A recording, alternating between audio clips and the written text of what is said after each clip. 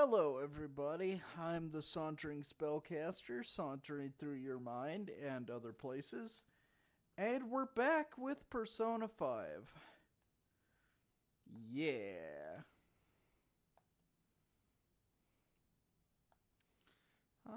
How you doing, Morgana? Alright. I guess we gotta go to bed. Look, Morgana, if you have something to say to me, please just say it. It makes my life a lot easier when you do.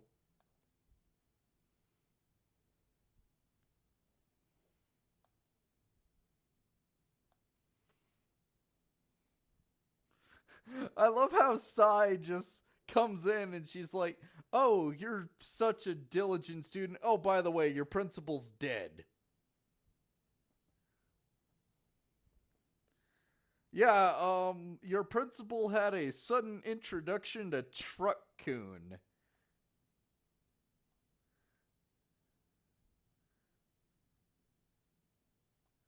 Yeah, no, it was not him offing himself. Yeah.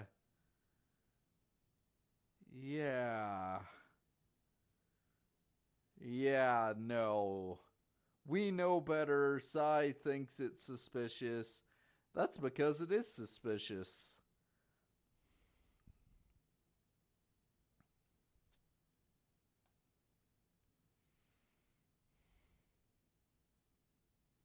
Don't call it a change of heart. No, that's not a change of heart, Sai.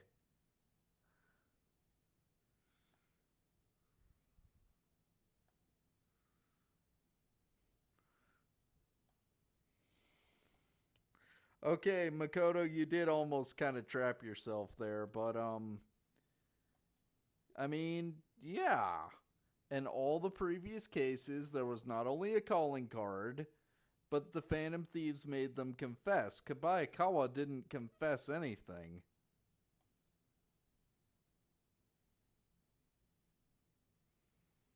He was really on to Makoto about trying to get info on the Phantom Thieves.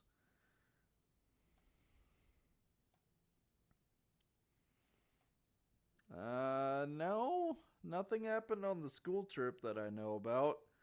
But yeah, Sai, who starts a conversation like this? You just show up and it's like, oh, your principal's dead. Yeah. I, uh, I just gotta say, that's a weird way to start a conversation, Sai.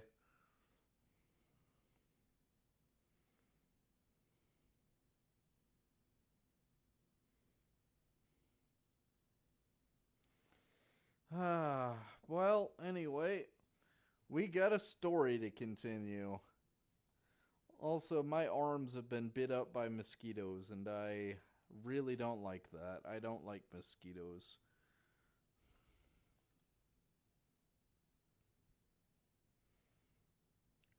Also, whoa, our approval rating is ridiculous right now. Oh, man.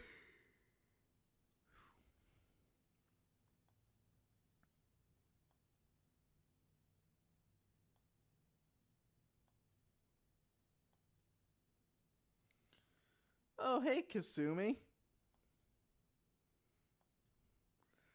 I hope you didn't overhear Ryuji outright just saying that we're the Phantom Thieves.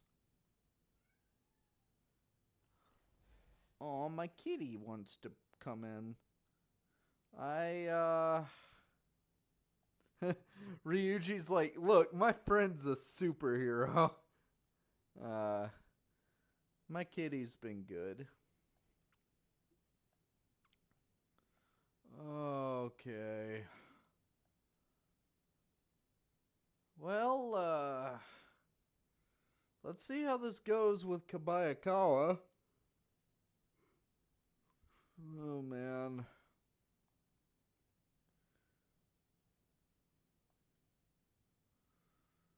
Yeah.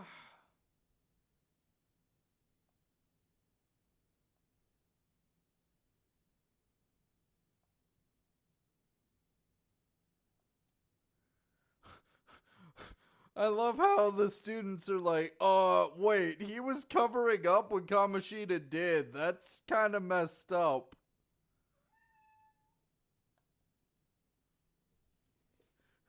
Yeah, no, we don't kill people. Kamoshida did say that, yeah. But no, that would not be amazing. That would be horrifying.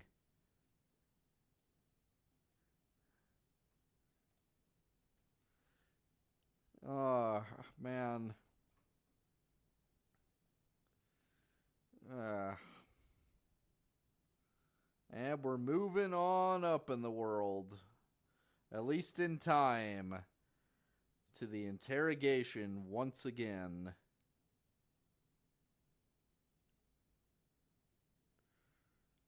Yes, we took data from your laptop.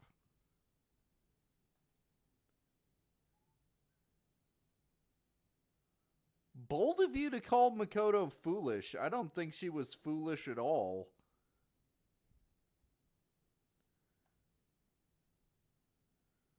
Yeah, we had nothing. We didn't want to kill Kabayakawa.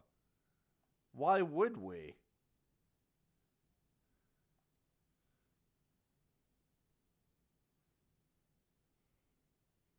Yeah, I'm. That's right. We're not lying to you.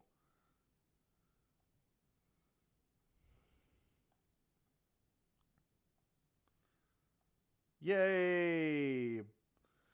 Somehow the bonds we make are straight up breaking the laws of time, but okay.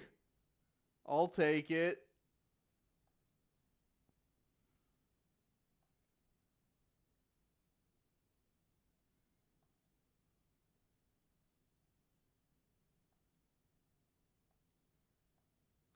Alright, I'll tell you. I'll tell you what happened with Okumura. Once we get there.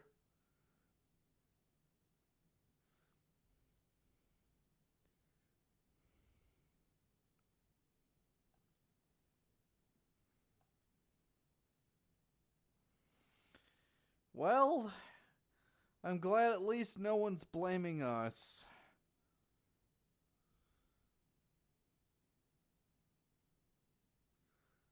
So the National Enquirer is who killed him.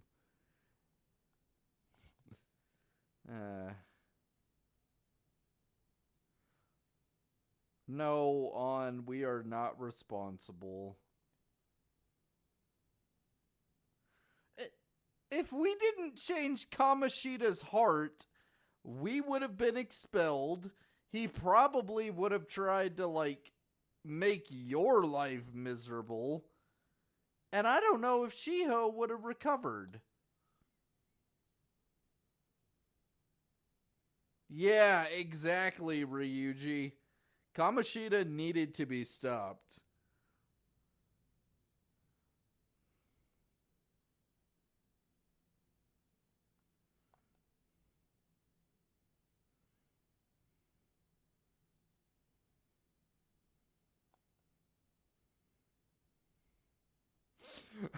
Wow. People are like, hey, Phantom Thieves, are you gonna go all French Revolution on us? Taking out all the politicians and everybody else? Never go full French Revolution. Never do that. Oh, we have merchandise now? Are we? No, we're not getting royalties. If we were getting royalties, that would expose who we were.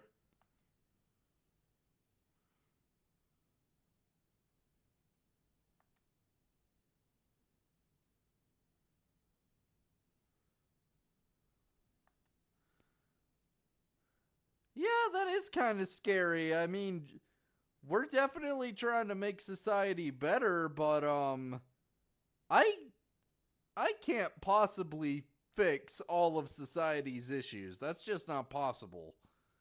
But I do try to live a life I can be proud of and do what I can to make things better for people.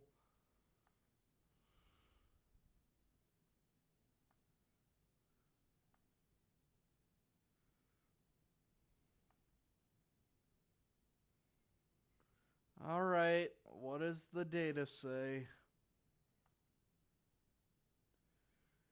Alright.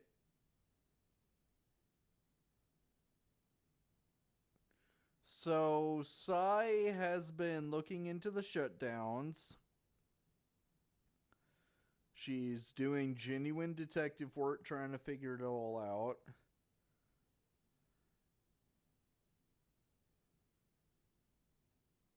Beneficiary? Like an insurance beneficiary?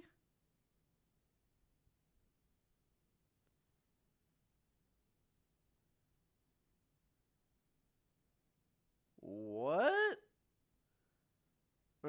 What, is Okumura taking out life insurance on people? That's kinda weird.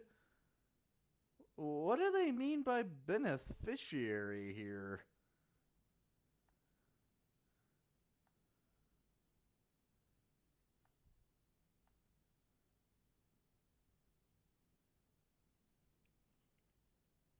Oh, they benefited from the scandals.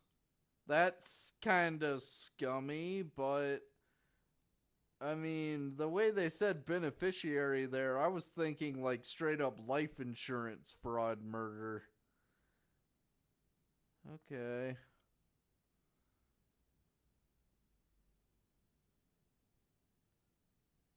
Only one CEO is profiting, though. Yeah, I gotta admit, that's kind of weird.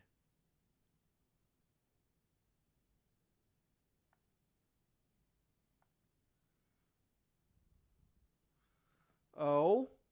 What else we got, Futaba?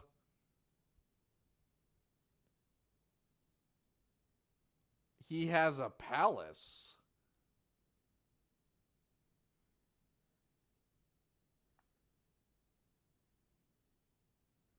And he is at the top of the rankings. Okay, Yusuke does kind of have a point, though.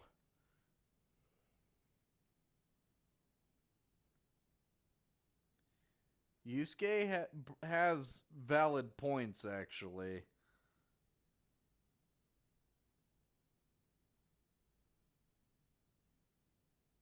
I do like that the game is pointing this kind of stuff out because everyone is hyping us up so much.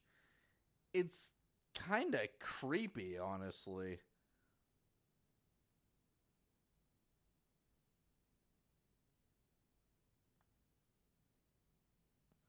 I mean, yeah, people want it, but people also want a lot of really dumb things.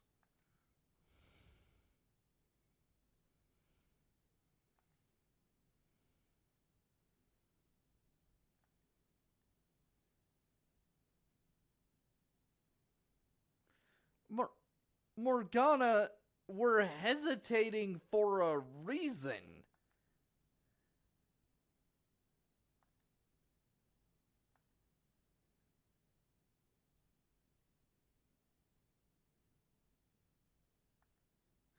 Like, Morgana, I do like you, and I agree that the team has kind of been disrespecting you, but we're not getting conceited here.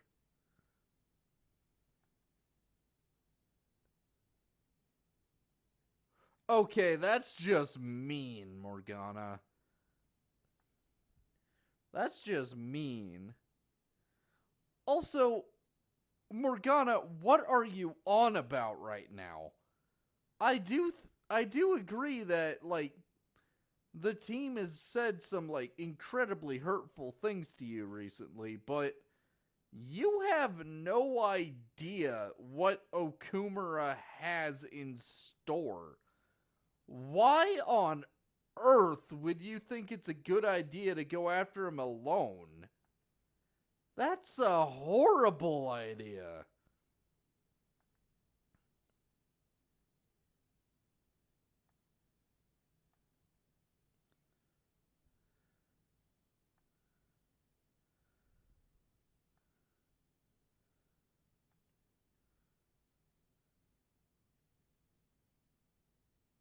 Okay, Morgana, no, you do belong here.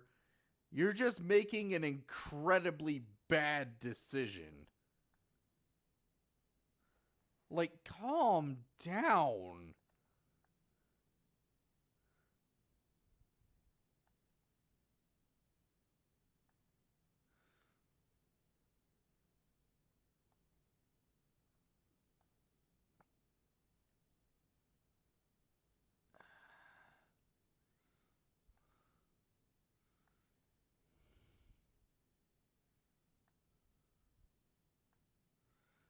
Okay, Morgana, your insistence that you have to take down Okumura before we do is a terrible idea.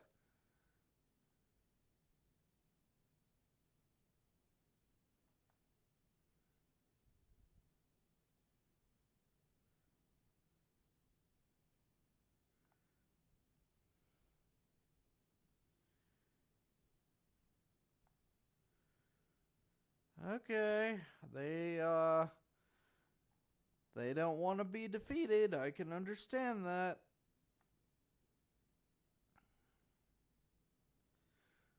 Okay, but saying it's the Phantom Thieves, you can't actually prove that. That's all conjecture on your end.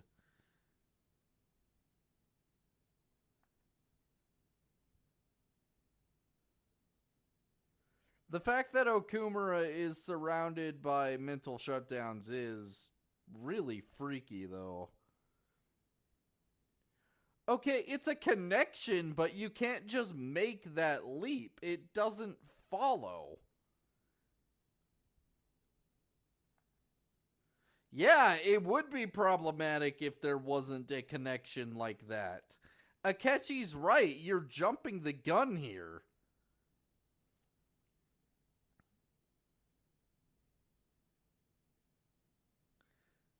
Yeah, Akechi has a point. You can't just do things like that.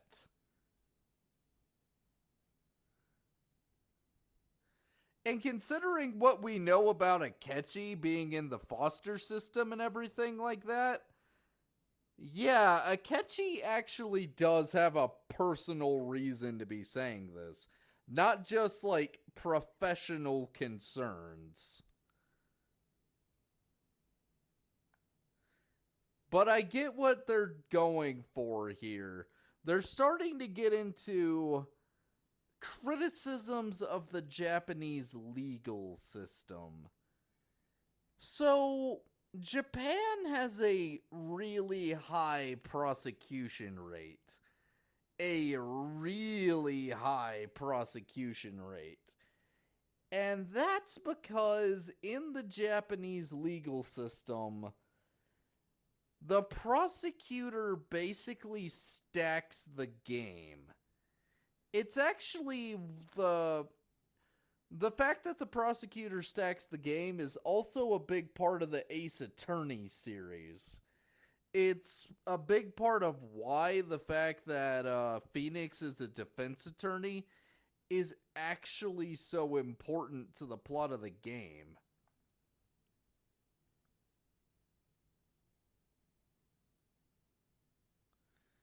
And yeah, Akechi has a point here.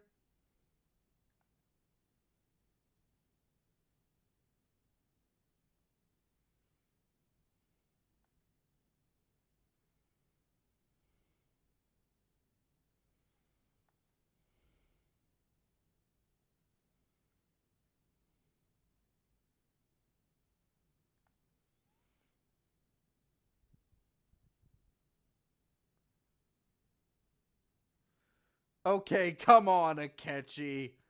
As if you don't want to do the exact same thing.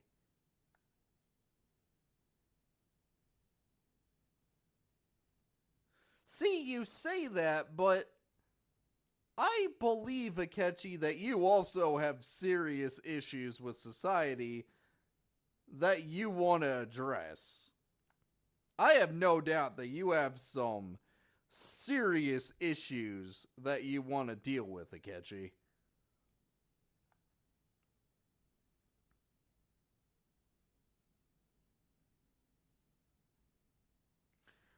Oh! Oh, yeah, it's almost as if, like, going in there by yourself was a horrible idea, Morgana.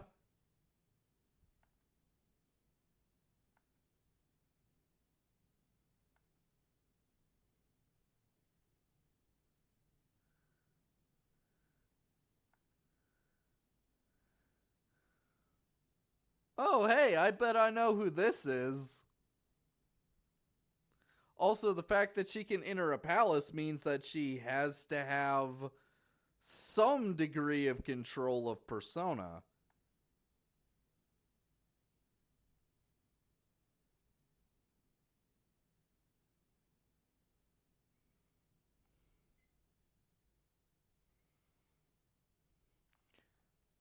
No, I haven't seen Morgana.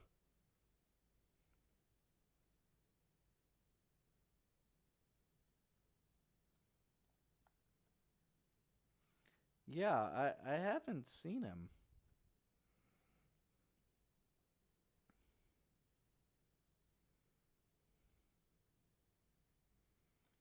Uh,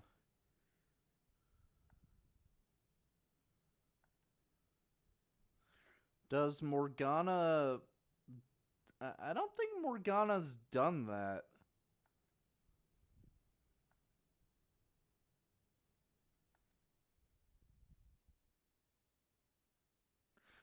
Yeah, Yusuke is right. He's like, you think Morgana's just gonna get hit by a car? Morgana's smarter than that.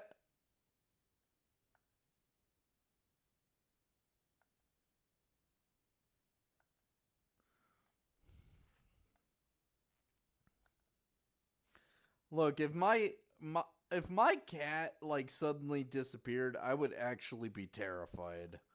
I love my cat.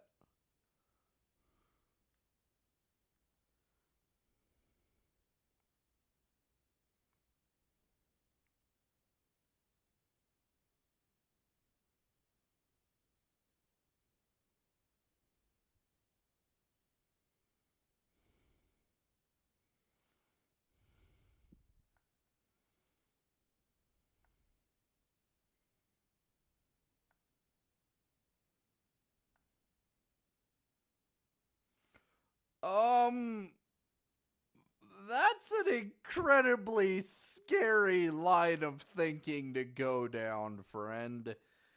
I don't think you've thought about the logical implications of that.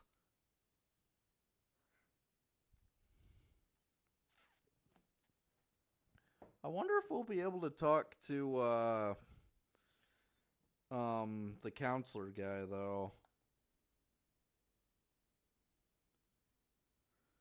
Threw out a book by Okumura.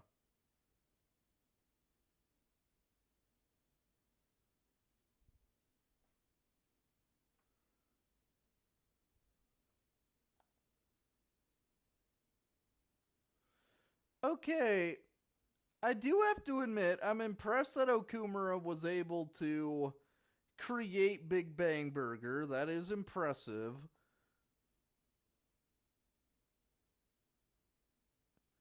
But what exactly is his philosophy on business?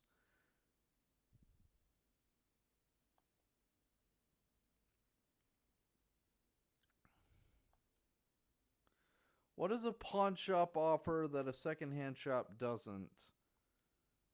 Uh.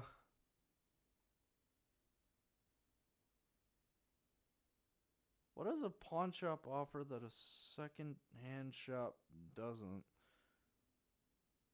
I want to say it's the money loans, actually. Thrift stores are comparatively less focused on money management, but larger businesses could donate unused stock to them and use them as a tax write-off. Okay. And Morgana's not there to compliment me on figuring out the stuff because he's not here.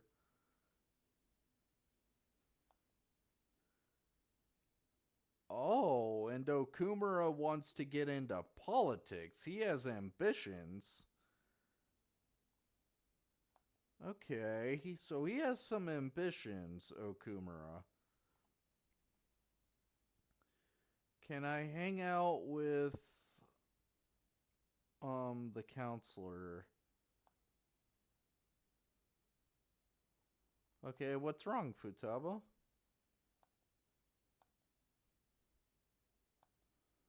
Okay, she wants me to come straight home, so I guess we can't try to talk to Maruki.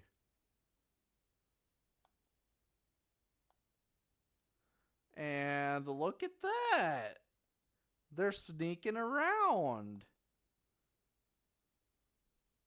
Also, what's with these bootleg Daleks?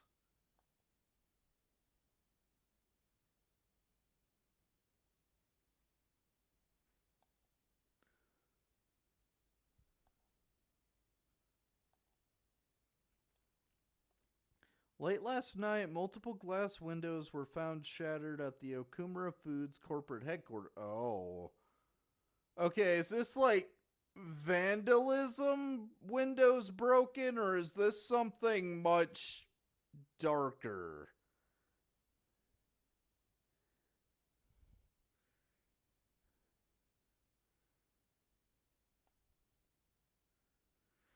Other damages have also been reported, including the destruction of a statue depicting Okumura. Yeah, it sounds like someone has a grudge against the guy. However, there were no signs of a break in. Identifying the culprit is expected to be difficult.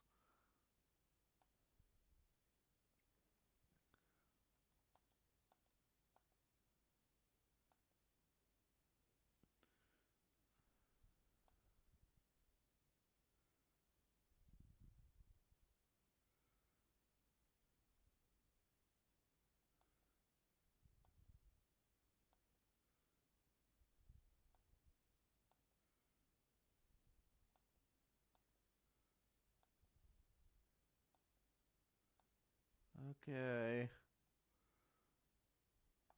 We gotta find Morgana. He's our buddy. We don't let we don't let our buddies go into dangerous locations alone. Okay, but can we do anything? Oh man, everything's reminding us of Morgana, like everything is. I guess we gotta go to bed. Okay. I get what the game's doing.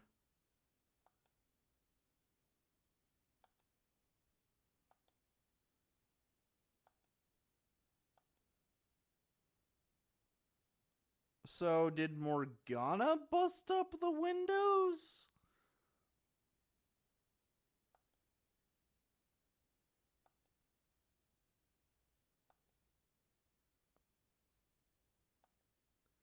Okay.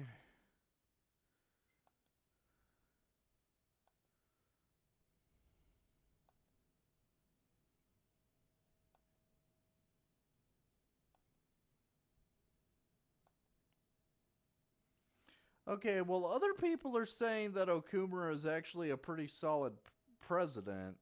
So now I'm like genuinely curious, like, what is up with this guy?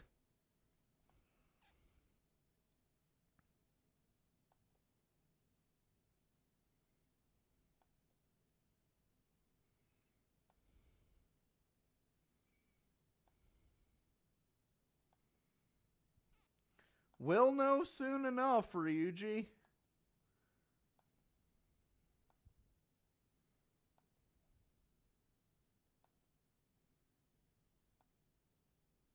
Outer space?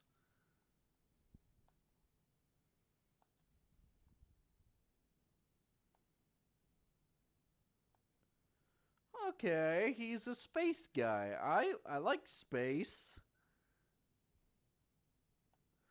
I like space. Also, oh no.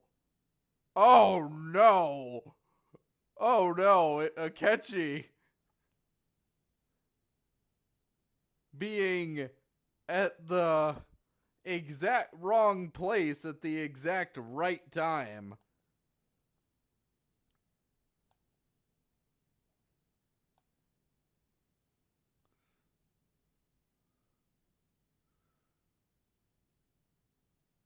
Whoa, okay, that's the Earth. That's the Earth. And Yusuke is just like, I'm loving every second of this. Oh my goodness, this game.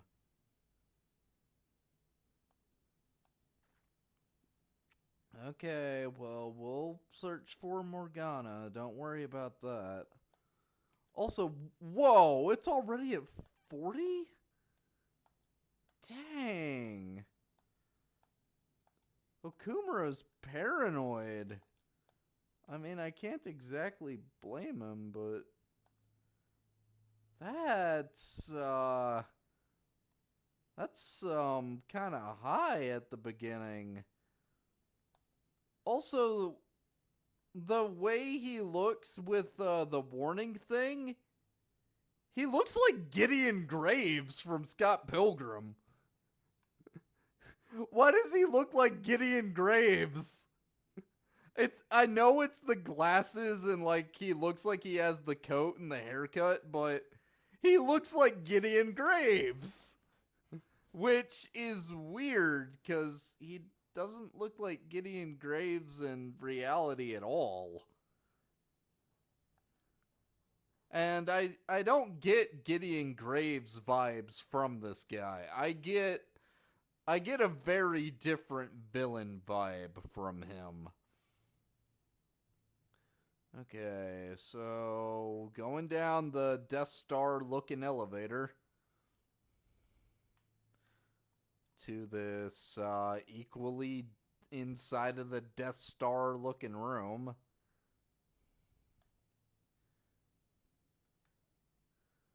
Blade flashlight. What? Wait, blade flashlight. Is that meant to be like a lightsaber? Oh my goodness, it is the Death Star.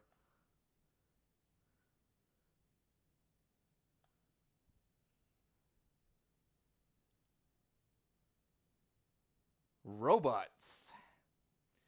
You know, I learned something kind of interesting recently.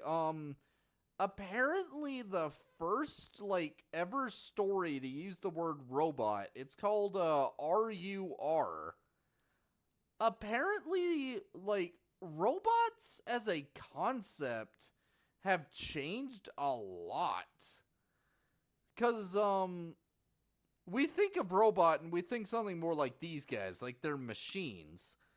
But apparently, in this story RUR, which I kind of want to read just because it's like the first story to use the word robot, they're closer to something from like Dying Earth or something. They're like that people. So that's kind of interesting. You must adhere to your shifts. If you don't like it, you can quit. You will not be compensated.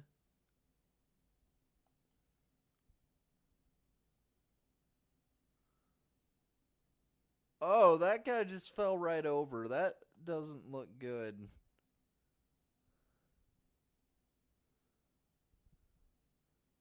It's being disposed of.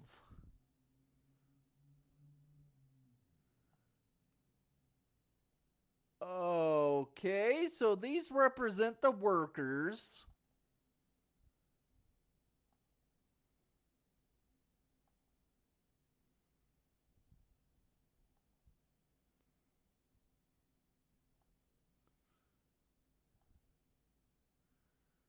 Okay, but we do have to get Mona back.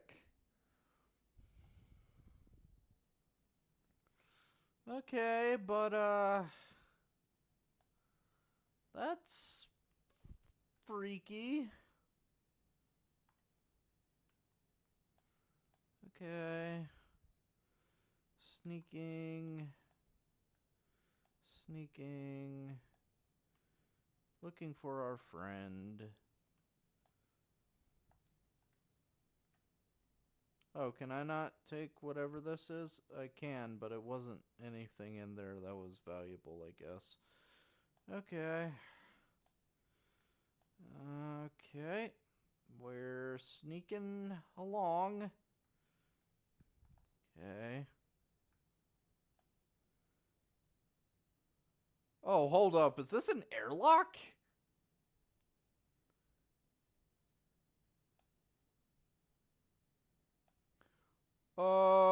Biometrics. Oh, we're not getting past that.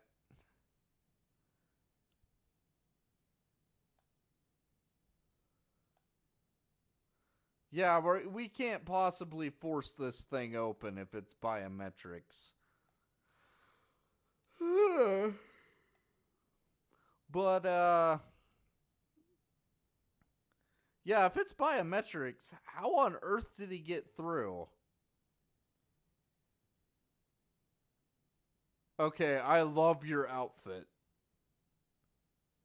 I love your outfit so much.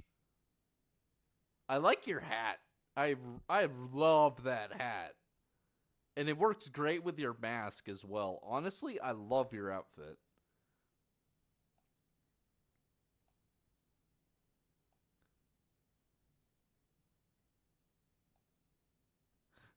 And I love how their immediate response is like, "Hey, hold up. Are you the guy who killed all those people?"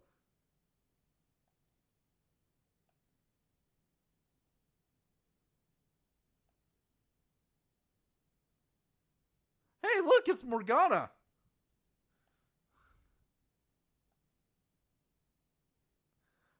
It's been a day, Morgana.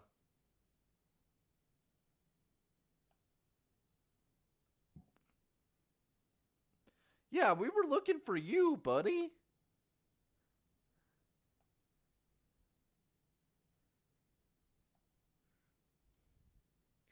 Beauty thief.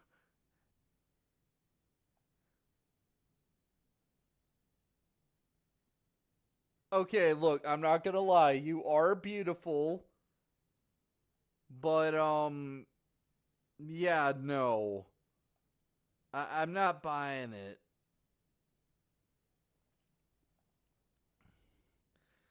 Okay, that was a dope landing, though. How long did you practice making landings like that? Because, I'm honestly impressed. That could, like, really hurt you. I'm surprised you didn't, like, hurt your ankles or whatever. Also, they are trying so hard to look cool. They're trying so hard to look cool, it no longer looks cool, and it instead looks like they're trying too hard.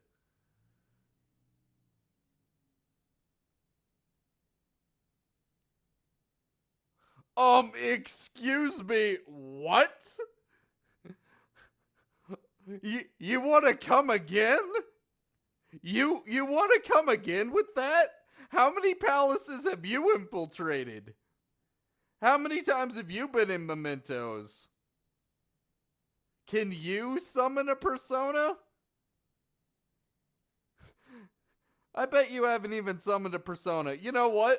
I bet you don't even know about Gira McCullough and not to use physical attacks against Gira McCullough. Do not step up to me like this, girl. You will. I am sorry, but I will have to mentally obliterate you if you do that.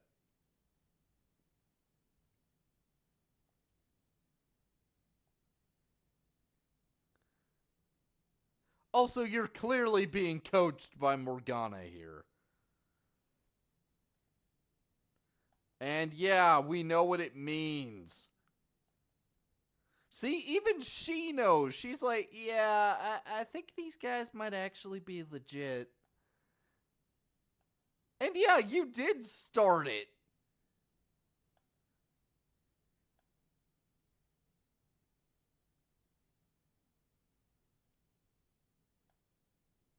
Okay, what about Yusuke? Oh, screw off with that. Yusuke does know how to take a hint.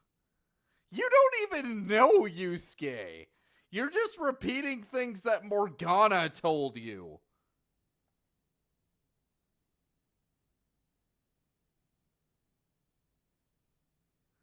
Okay, again, you're just parroting Morgana. You don't know any of these people.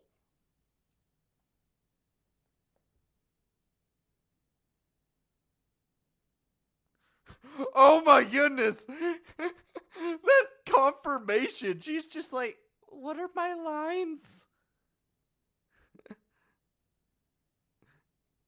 Oh my goodness.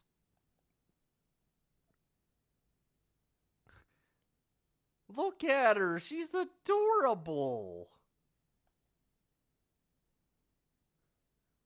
But she is having Morgana, like, kind of manipulate her, which is kind of messed up.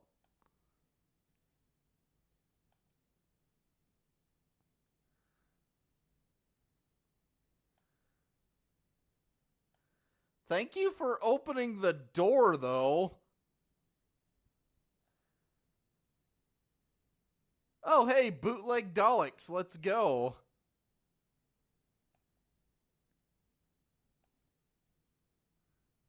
Okay, I guess we're not fighting the bootleg Daleks. Fine. That's boring, though.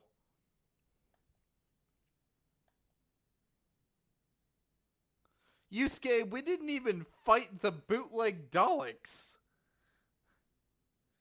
Why are you exhausted? We haven't even done anything.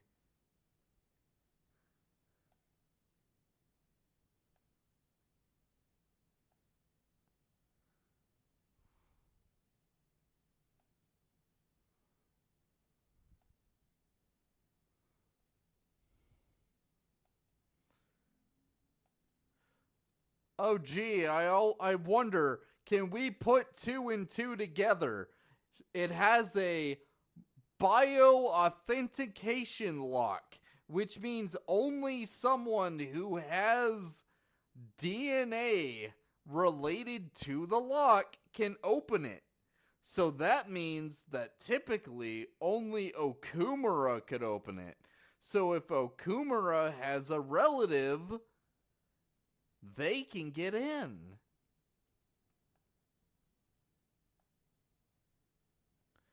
Yeah, I don't think Mona betrayed us as much as he's trying to, like, gaslight us into thinking that we're losers. Which, I mean, is still kind of messed up. But that's not betrayal, necessarily. Still incredibly messed up, though.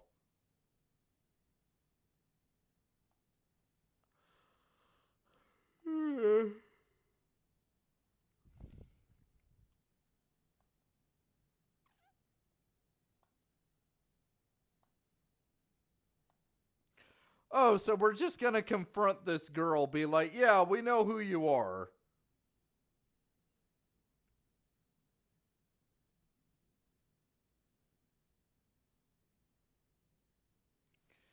We absolutely know who they are.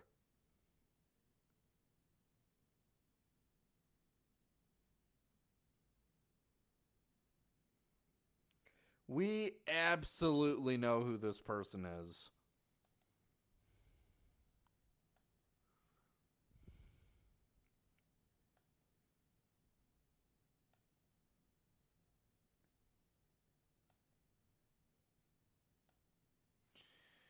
Alright, we're gonna do our thing. I wonder if we can talk to Maruki anytime soon. I really hope so, because I'm trying with the social links. I really am. I'm trying. And the game is like, no, you go to bed now. Fine, game, fine.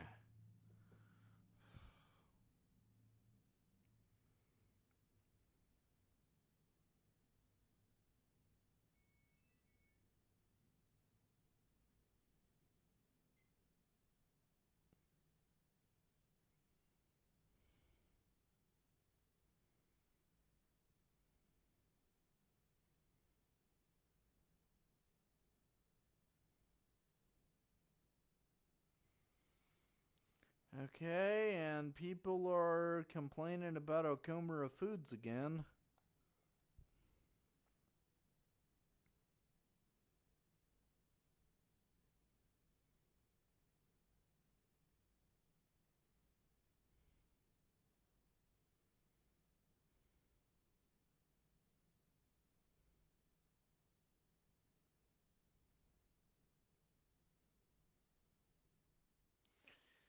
Okay, and yeah, we get it. Okumura's at the top of the list.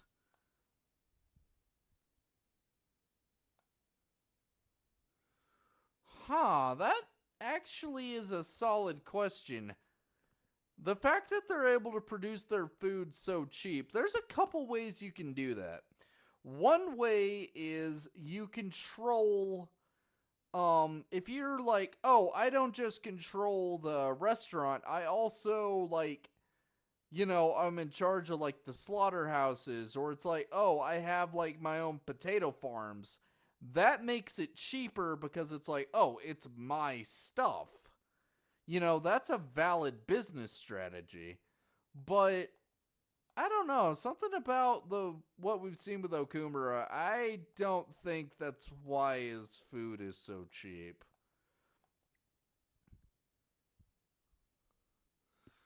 Okay.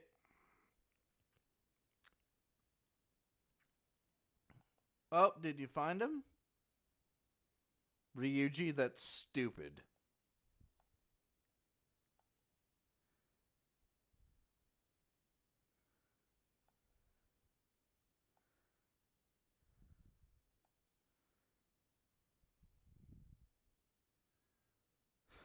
That's a lot of students.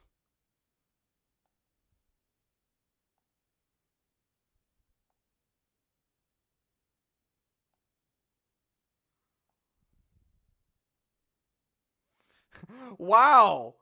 It's it's the girl. All you have to do, it's just like Mask of the Phantasm when Batman looks at the guy and he's like, I just need to put a red smile, and oh my goodness, it's the Joker. All you need to do is just put on a little domino mask, and oh my goodness, it's her.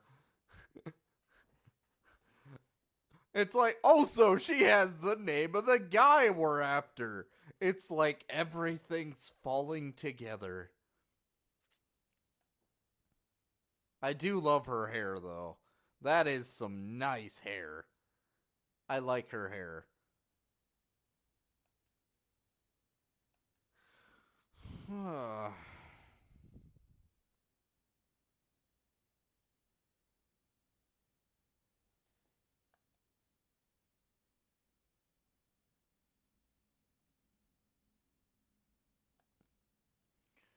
All right.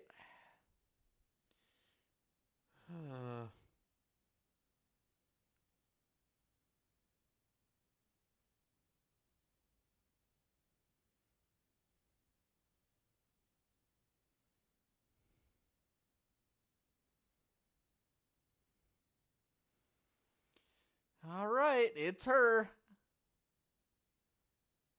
Aw, do you got a wheel that's all stuck? Here, let me help. I want to help. I wonder if she recognizes us.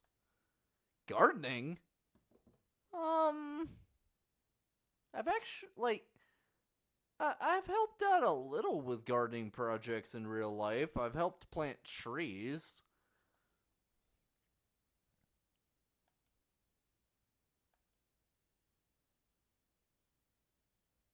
Whoa! Is this yours? Like, is this garden yours? It's nice.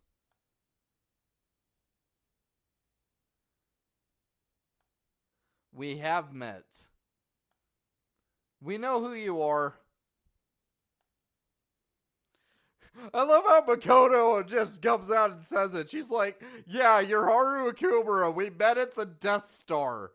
Or should I say the Kirkland Death Star?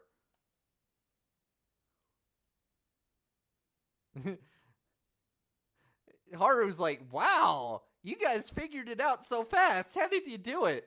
We found a picture of you and applied the same method Batman used to find out who the Joker was in Mask of the Phantasm. Well, thank you, Haru. She does look good in that outfit. What are you talking about, Makoto? You do look great in that outfit.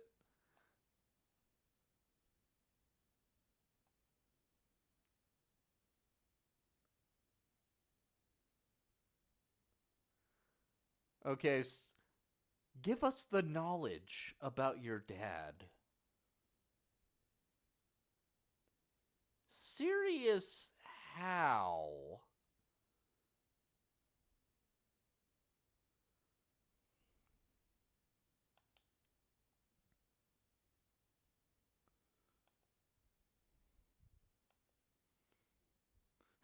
Haru was just like, oh, I literally just saw him walking down the street. He looked adorable. I wanted to pet him. And then he started talking, and at first I was like, this is really weird. But I just kept hanging out with him, because it's like, how many talking cats do you know? And then I wound up at my dad's Kirkland Death Star.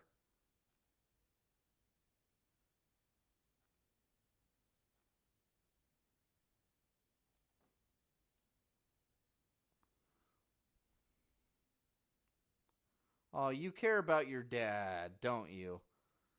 I want to work with you, Haru. What do you mean, don't know what they want to do?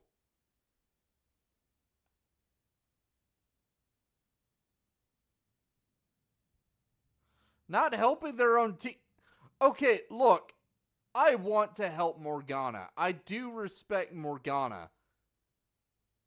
But we can't help Morgana if he doesn't allow us to help him. That's how help works. It's like, look, okay, if I meet someone who's an amputee, I can hold the door open for him to help him. That's something I can do to help him. You want to know what I am not qualified to do to help an amputee? I don't know anything about how to help someone learn how to use a prosthetic leg. They have to go to someone who knows how that works, because they're going to be able to help him. Morgana wants us to help him, which I appreciate, but he's not going to the people who actually can help him, which is us. And that's really not helpful. It's really not.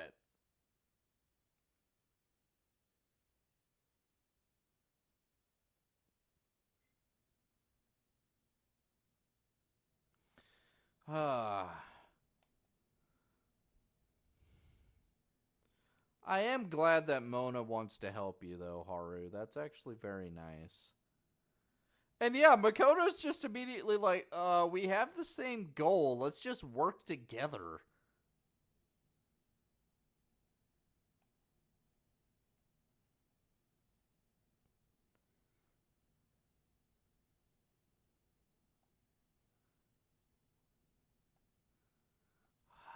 I don't want to ignore Morgana, but seriously, how does Morgana expect us to help him if he won't let us help him?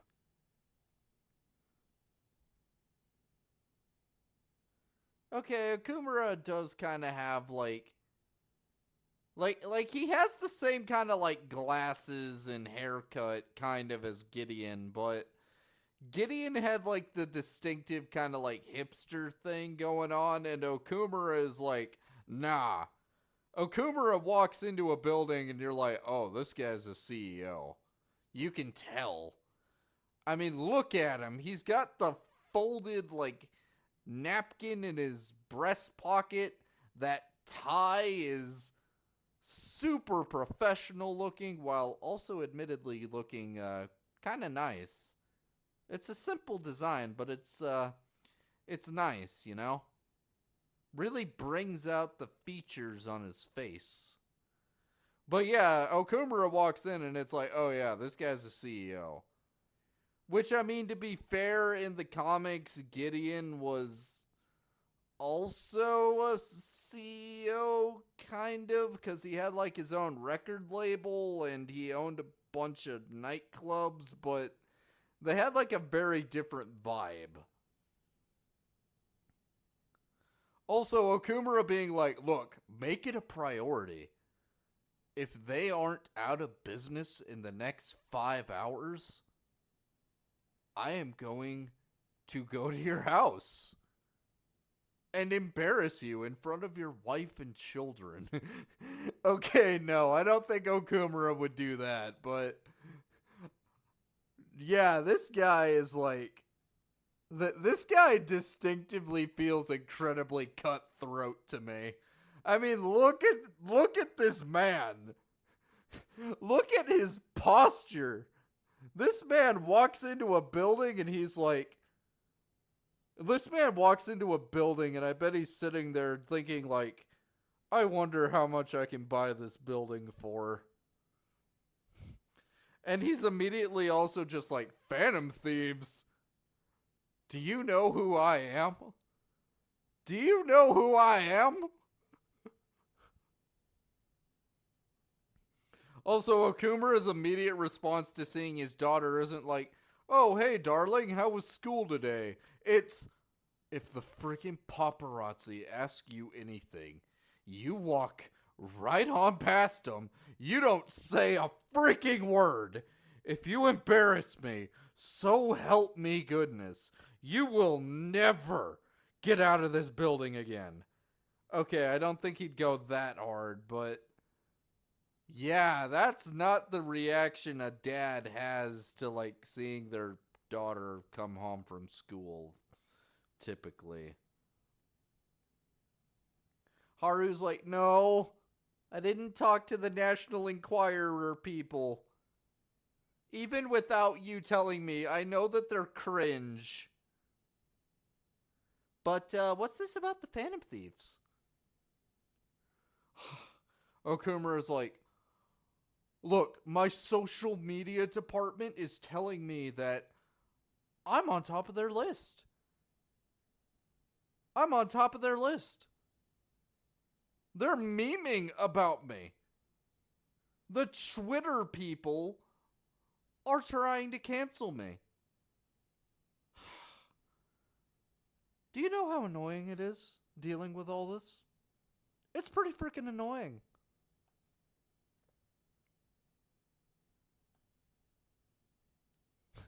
And Okumura's like, look, I'll tell you what it is. They can't step up. They look at me and they're like, oh, you know, they look at me and they want to tear me down. Rather than building themselves up, they're like, nah, I'm going to tear down this man who's actually made it.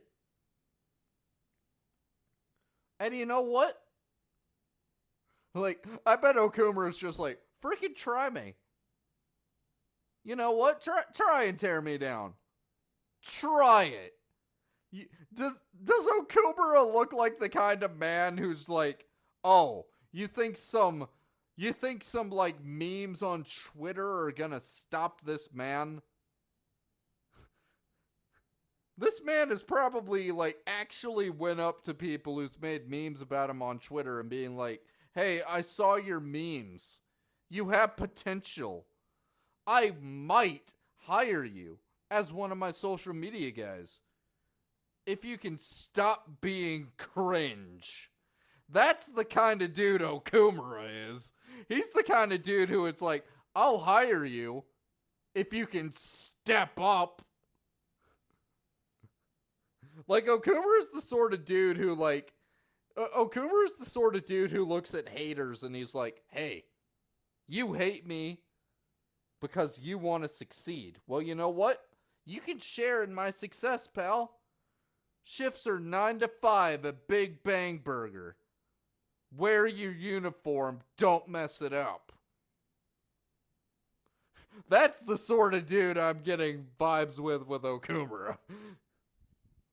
Nothing but the barks of the masses who lack the resolve to sacrifice what's needed for their well-being. Both the young and old are overjoyed with some foolish idols. This country has no future. Okay, well, what if the Phantom Thieves do exist, though? Okumura's like, my own daughter. My own flesh and blood.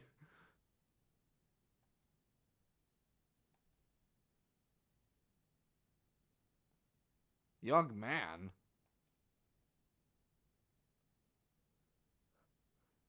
Oh no. Look at Haru's body language. She is terrified. She goes in, she sees this man, her dad starts talking and she's immediately like, I don't feel safe telling you how I feel. You know, I look at Okumura though, and there's a part of me that looks at him and I'm like, this man was not always like an absolute cutthroat, like, I will hostile take over you in like 3 freaking months. Get your stuff together kind of guy. I get the feeling that Okumura was like, I get the feeling that Okumura at one point was kind of like my grandpa. So my grandpa, I've talked about this before. I love my grandpa. My grandpa was a CFO. Like, he genuinely was a CFO. And even before that, he was like working as like an architect. He's a super brilliant guy. And even now, he does stuff as like a landlord. He does like investment stuff. My grandpa's a super smart guy. I love him. I look at Okumura and I'm like, at one point you were kind of like my grandpa. You were like incredibly business savvy, but you were also the sort of dude who would like genuinely go up to your employee if they looked like depressed and you'd be like, hey, how can I like help you? You seem depressed and, you know, I want to help out because I care about you. Like, I get the feeling that Okumura was once like that, and then things started to change. He was like I get the feeling he looked at like stuff going on with like, I could become a politician. And maybe at first he was like, oh yeah, you know, I could be like a public servant. I could be like the man society needs, you know? Like, he looked at stuff going on because he's like a business guy. And he's like, oh my goodness, these politicians have no freaking clue what they're talking about. You know, they're sitting here saying all this stuff about like, you know, they're saying all this stuff about like, we gotta like increase like all these different taxes, and Okumura is sitting there like, you want to talk to me about taxes? I know more about taxes than you probably ever will. And Okumura looks at like politicians talking about like, you know, maternity leave. And Okumura is like, I want to do maternity leave. I want to do that for my employees. But it takes time to set that kind of stuff up. And like my grandpa, he would, as a CFO, he like argued for stuff like, yeah, we should do, you know, more with maternity care for our female employees.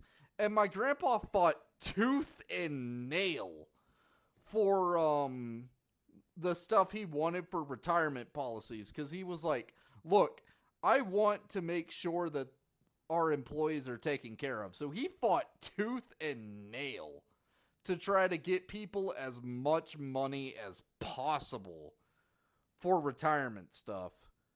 And I look at Okumura and I was like, Okumura used to be that guy. He used to be like my grandpa. And then he got like really cynical. He got like really cynical dealing with like politics stuff. And like he got like really cynical looking at the fact that like previous CEOs made like really bad business decisions. Like he looked at it and he was like, what on earth is this? Why on earth did we invest $3 million?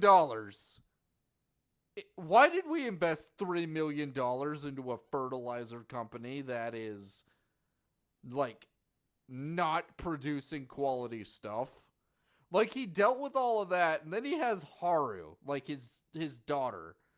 And we don't see like, you know, Haru's mom.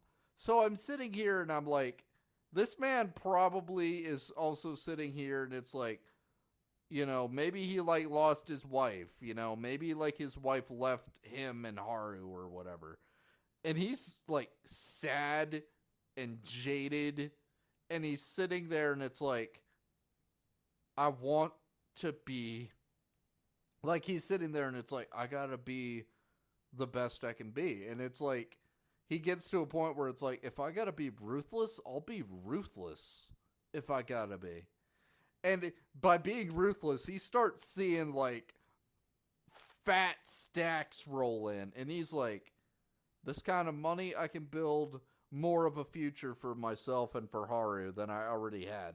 And then he's like, if I get into politics, I mean, if I'm making these kind of fat stacks, imagine what I could do for this country. And you're sitting here and it's like, this is a smart guy. I mean, yeah, he has some serious problems. But he's a smart guy. I mean, look at this house. You think you get a house like this if you're not doing something smart? Even like the dumbest people who make like a ton of money, they still at least know like, okay, this is how you make more money with money. Even if it's stuff that's like incredibly cringe. So yeah, the dude's like clearly smart, but I feel like he's lost his way and we gotta put him back on the right path. Okay, and Okumura's like, look, he's the son of an influential politician, okay? I want to get into politics. If you marry this guy, that gives both of our families so much opportunity for the future. Isn't that great? See, this is what I'm talking about. Okumura has like gotten to a point where like he doesn't see the people involved in the deal anymore. He looks at the deal and he's like, okay, logistically, this seems like a pretty good deal. But he isn't seeing the personal element anymore. You know? It's like he looks at it and he's like, how can we make more money from the people invested in our hobby? What are you talking about doing more to actually invest in the hobby? Nah, let's just jack up the prices. What do you mean they have to, like, what do you mean that we could just put our rules online and people could just download them and play the game and like, you know, we don't even have to invest a ton into our marketing department because the fans will market it. That's dumb. Nah. Crank that price up on all the books in plastic. Do it yearly. That's how we'll rake in the money.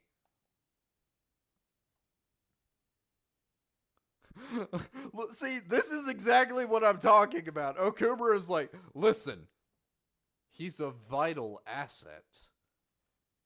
He's a vital asset to me. Do you know how much money I can make with this guy? Do you know the opportunities? And Haru's just like, Dad, like, you don't understand. This guy's like really cringe. Like, I'm around this guy that you want me to be with, and I genuinely get the vibe that I'm gonna like. I genuinely get the vibe that I'm going to wind up like dismembered in a dumpster. But Haru's like too scared to say that. It's like, imagine like she does say that to Okumura, and Okumura's like, wait, what? And Haru's just like, look, this guy makes me feel like I'm gonna get dismembered and put in a dumpster. And if Okumura does care for Haru, which I do believe deep down he does, I think that Okumura would be like, I think Okumura would look at it and be like, yeah, no. My daughter's getting, like, you're gonna kill her and put her in a dumpster vibes. I don't think he would say that, but, I get the distinct feeling with Okumura that deep down, he does love his daughter. I get that distinct feeling that he does love Haru. Like, this line where he's like, "That's how a daughter of Okumura should be." He wants, his daughter to live up to this proud legacy of like, you know, we have, we are successful, we're intelligent, we find a way to like make things work. You know, that's what Okumura feels like to me. But he has like seriously lost his way.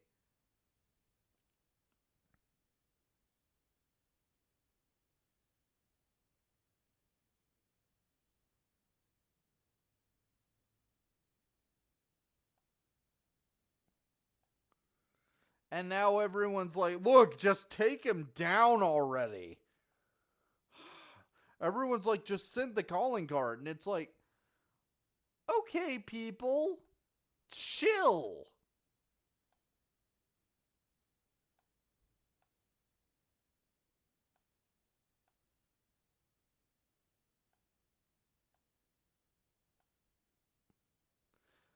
Wait, mementos? We're gonna go into mementos looking for them? Hold up. Do they, like...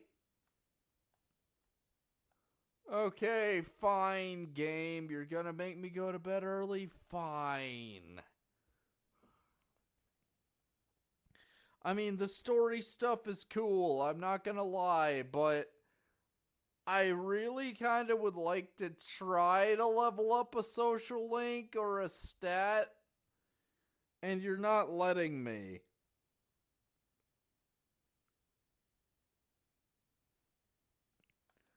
And I find that a little bit annoying.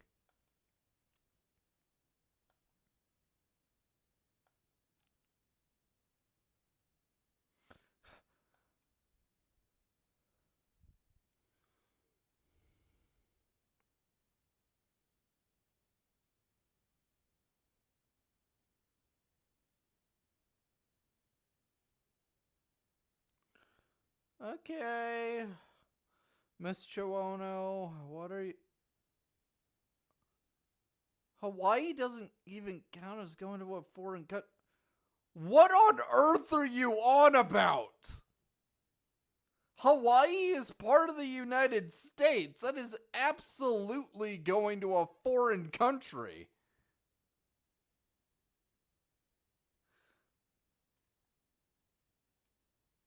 Okay, Miss Chiwono, according to your logic, if I were to become like super fluent in Spanish, which I know a little Spanish, according to your logic, if I like became super fluent in Spanish, going to Spain wouldn't be going to a foreign country. for that matter, going to like most of Latin America wouldn't be going to a foreign country because, oh, you speak Spanish. But I assure you, if I went up to customs and was like, I speak Spanish, the guy would look at me and be like, oh, that's actually pretty cool. Where's your passport?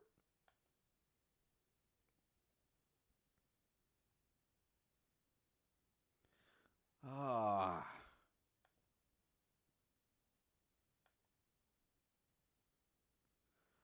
How much you know your English? Well, I know English. What's one of the supposed origins for the phrase cat got your tongue? Wild cats who don't meow. Really? The tongues of liars and blasphemers were cut out and fed to. I did not know that. Huh. Okay, well, cat of 9 lives. I've realized how cats seem capable of surviving all kinds of dangers. I mean, yeah, cats are like survival machines. The science of how they're able to fall from the heights that they do is actually ridiculous. Like, cats are like natural parajumpers. It's wild. Cats are awesome. I love my cat. She's off doing her own thing right now, but she was like chilling on my lap just a bit ago. I love my cat. Okay, we're in mementos.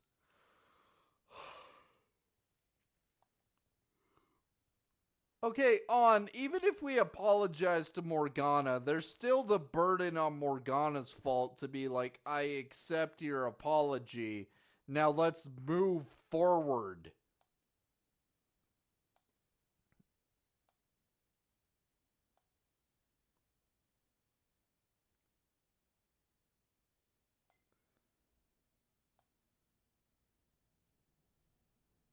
Also, Morgana's just like, slacking off? Are you freaking kidding me? Okay, look, Morgana, I am trying to be sympathetic with you because yes, like the team has been really disrespectful to you and I don't appreciate that. You do deserve respect. But you're making this harder for yourself.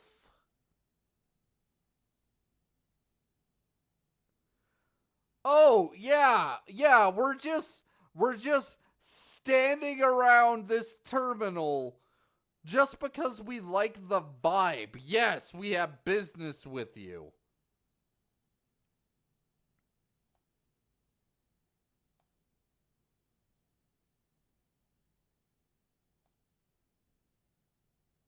And see, Haru's looking at it and she sees the big picture. She's like, okay, I can see that you guys are genuinely heroic people.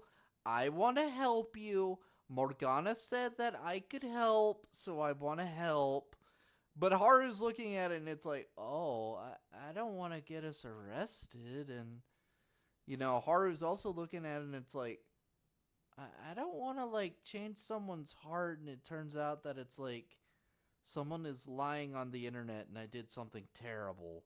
See, Haru is looking at it, the big picture. See, she's like, I don't want it to be my fault. I want to help. I like Haru. I like Haru. She's apologizing because she's realizing, oh, I didn't think this through all the way, and I might have caused more problems than I hoped to solve. She's being responsible, Morgana. Don't you chastise her for that. See, Haru's like, look, you can't grow without healthy criticism. And Morgana's just like, I can take criticism. I take all sorts of criticism. I'm the best at taking criticism.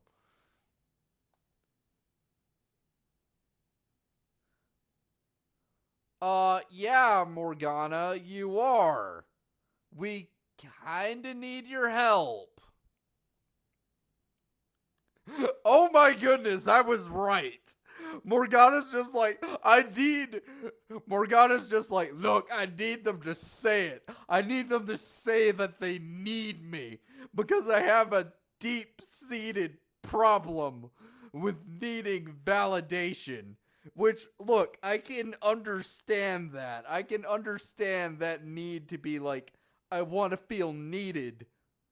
I can understand that. I think anyone can relate to that, but this kind of like cat and mouse game is really unhealthy, Morgana. Like you really just should have tried to talk to me. I was open to talk to you. I care about you, buddy. I like you. I like talking with you. I like the fact that you come up to me on my bed and you snuggle and we talk. I like the fact that, you banter with us when we're in the cat van. I like you. I think you're a neat guy. You don't have to do these weird mind games with us. You're my friend. Oh my goodness, Ryuji, if you say, so help me, if you like neg Morgana right now, I will throw you through that terminal.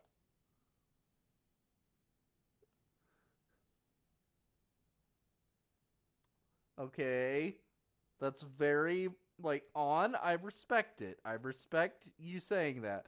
Now, Morgana, you have a part to play in this now. You need to acknowledge that we are extending an olive branch to you, and you need to try to negotiate, okay? We gotta find our zone of possible agreements. We gotta make amends if we can.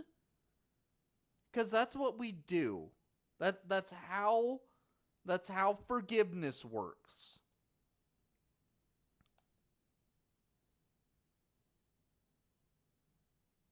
Haru's like, should we be using code names? This doesn't feel professional. Look, Haru, this is kind of a personal matter, okay? On is just like, Ryuji, please apologize.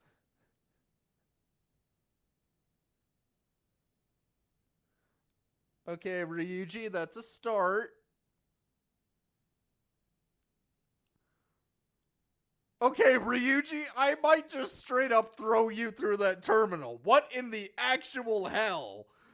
What in the hell was that? Yeah, Futaba, you're right. It's like, what the hell? Ryuji, show some tact. Why would you say that? Why would you, like, why?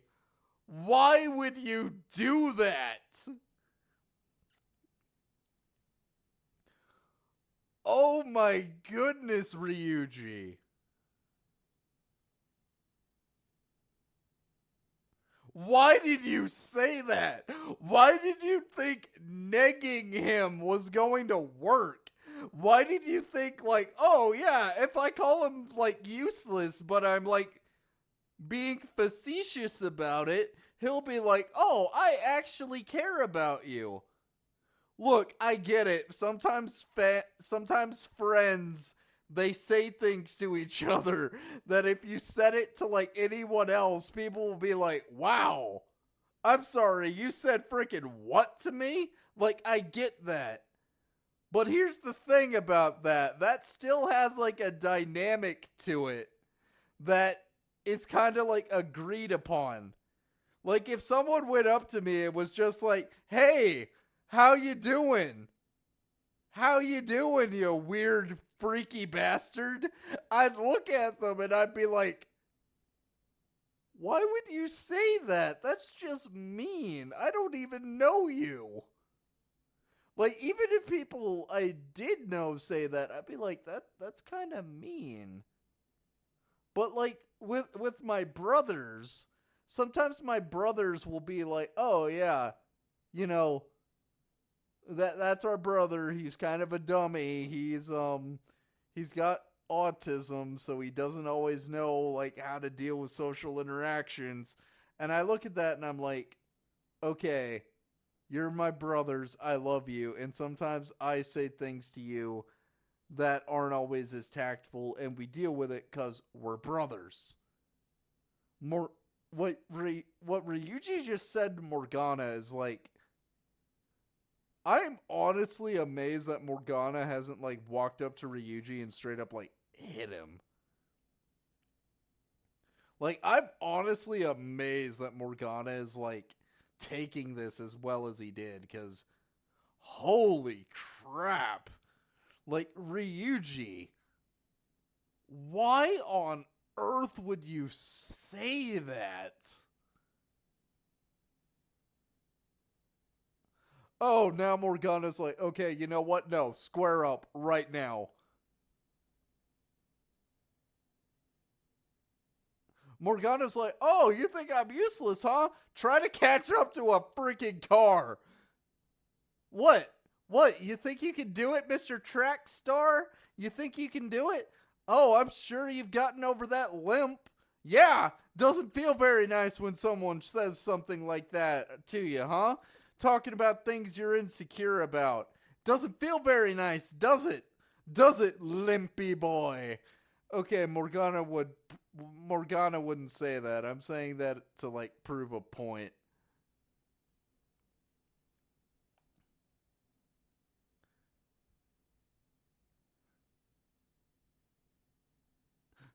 Okay, Morgana, now it feels like you're taking a hostage.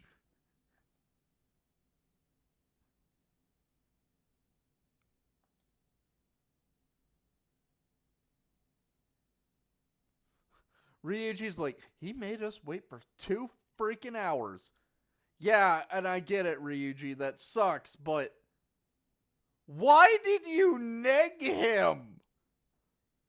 Why on earth did you think that was a good idea?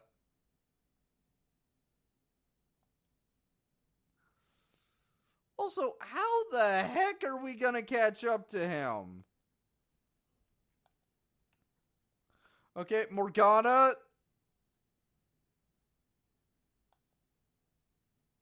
Buddy.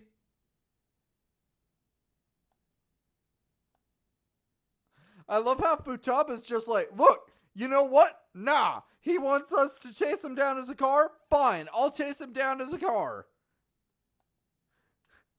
He's gonna play these freaking games with us? Fine, we'll play this game.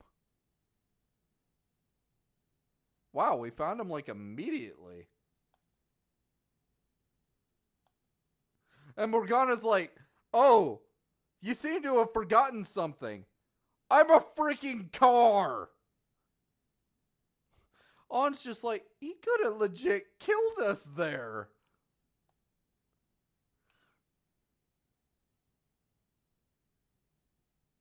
Okay. I'm actually a little bit upset now. This whole situation just seems ridiculous to me.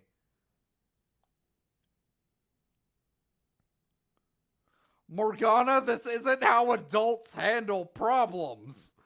And look, I get it. We're all teenagers, technically, but I mean, this is just absurd.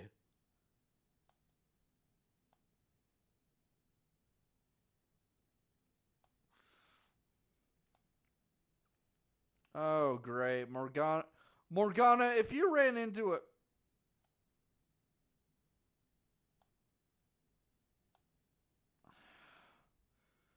Okay, Morgana, can you get back up?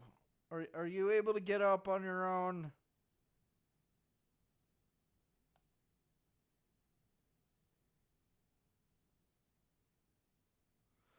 Okay, Morgana, you and I both know that's not true. Makoto's just being here like, oh my goodness. If you need to fight it out, but Enough of this passive-aggressive stonewalling nonsense. I've read John Gottman, okay? I know that stonewalling is like one of the four horsemen of the apocalypse. And that's not just for like a man and his wife. That's like in general. That's just a terrible way to deal with a problem.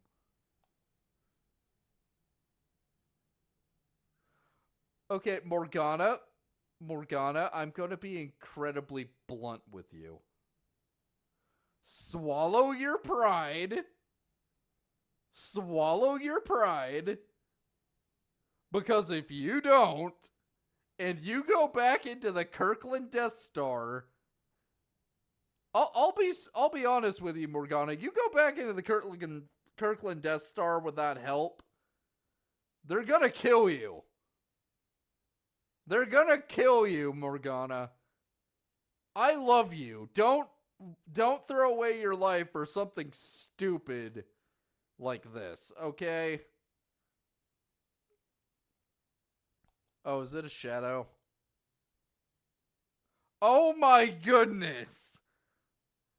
Oh my goodness, we actually fell for that.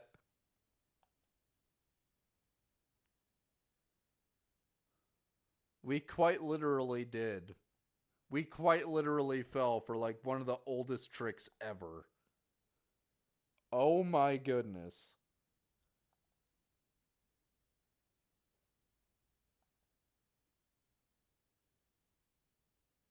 What? Well, Makoto, you have Johanna. Can't you chase after him with Johanna? I mean, your persona is a motorcycle. Even if we can't catch him, you can.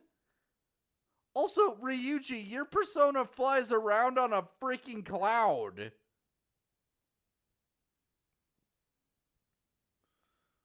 Look, Morgana, we've both, like, look, Morgana, I'm gonna quote a song by the Monkees here.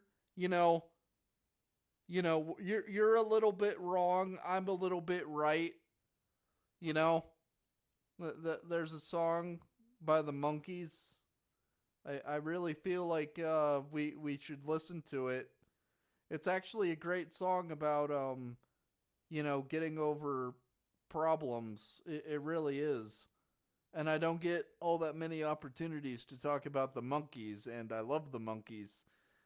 So, look, Morgana, like Haru's immediately seeing it. It's like, Morgana, if you wanted them to like admit that they cared about you, why on earth would you make things harder for yourself? Also, you like put me in a van. Like, Morgana, you put me in a van. Think about the optics of that, Morgana. That makes you out to be like a creeper. Like, oh my goodness, Morgana. The only way that could have been worse is if like you had decals that said like free candy. Morgana's like, yeah, that's what I wanted. I'm totally not kicking myself right now. I'm not. I'm not crying. I'm not crying. You're crying.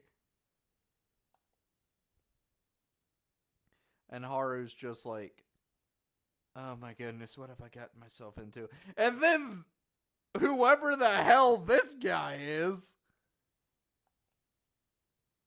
Oh no. Oh no. Oh no. This is the guy that Haru's like, I'm gonna get Ted Bundy'd if I hang out with this guy. Look at him! Look at Haru right now! She's freaking horrified! Haru's freaking terrified right now! Also, this guy's like, oh, what? Are you out with other men? I'll tell your dad, and, Daddy won't like that, now will he? And Haru's like, what the hell are you accusing me of? I'm not that kind of girl.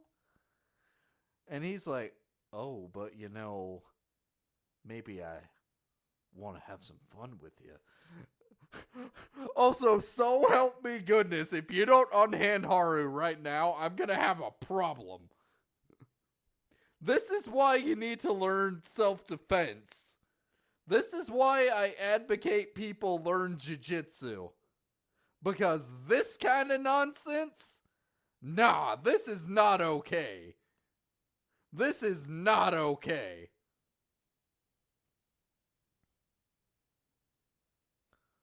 Also, ew. Okay, like, pal, guy, seriously, if you don't stop, I'm gonna have a freaking problem. Like, stuff like this genuinely makes my blood boil. Okay, Morgana's being like, oh, hell no. Morgana's like, if you don't let go of him, so help me goodness, I'm gonna play climb the tree on your pants. Look, I own a cat. I know how painful it is when they're like, your pants look like a tree. I want to climb you. Isn't this fun? And I'm like, no, kitty, no, it is not fun. This is painful. Do it, Morgana. Do it. Climb that tree. Okay, hurting animals also genuinely makes my blood boil. I immediately don't like this guy. It's like, wow. This is like Kamoshida levels of immediately. It's like, oh yeah, this guy is a horrible person. And I want to deal with him immediately.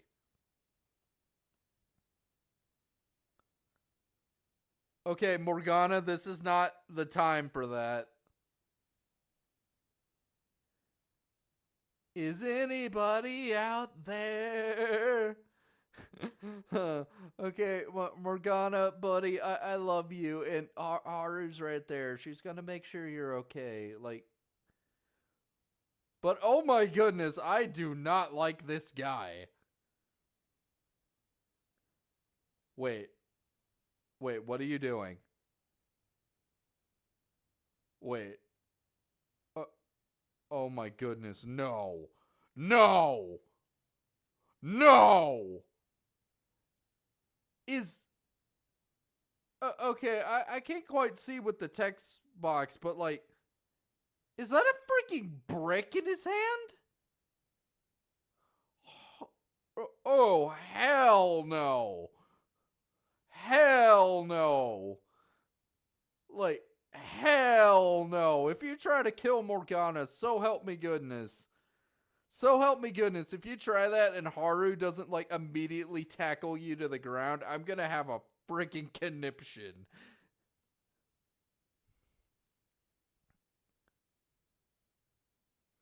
Ryuji, I know this is a case of dramatic irony. You don't know what's going on with Morgana, but Ryuji, if you don't freaking shut your mouth like right now, I'm gonna have a problem.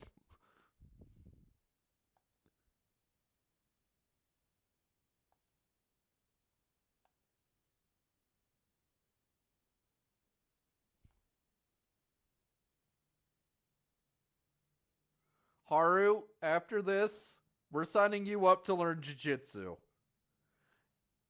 I mean, you're still gonna have to like do it for.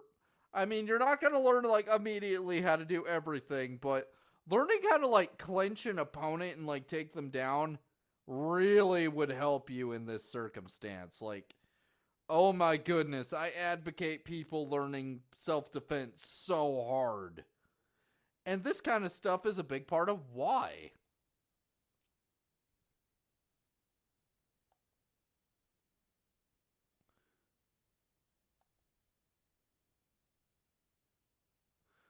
Ryuji's just like, excuse me, what in the actual hell?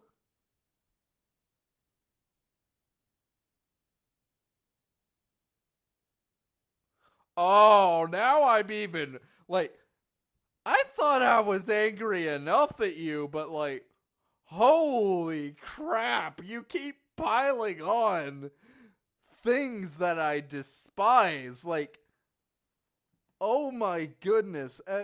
Like, in my own life, I have seen people abuse their spouses, and I hate that shit. Like people who abuse their spouses are like I've said a lot of things make my blood boil. Like hurting animals, that's definitely up there. Like intimate partner violence, that's also definitely up there. Like misogyny and misandry, those are up there. Like, and you've done all three of them. And now you have the unmitigated gall to try and say that what you just did is an example of a lover's quarrel? Okay. Okay, you know what? I'll play into your delusional fantasy. I referenced John Gottman earlier and how John Gottman talks about stonewalling. And I can recommend John Gottman to anybody. You know, I can recommend John Gottman wholeheartedly. I'm just talking about what I can recommend today. I recommend Jiu-Jitsu because Brazilian Jiu-Jitsu is awesome. It's great for both self-defense, mental health, like the people you meet tend to be really awesome. I also recommend John Gottman. You know, he spent like 40 years researching what makes marriage work. His book, 7 Principles of Healthy Marriage, I've never even been on a date before. I have never asked a girl out before. And you know what? I still recommend that book to people because it's a great book. It'll teach you so much about how healthy relationships work.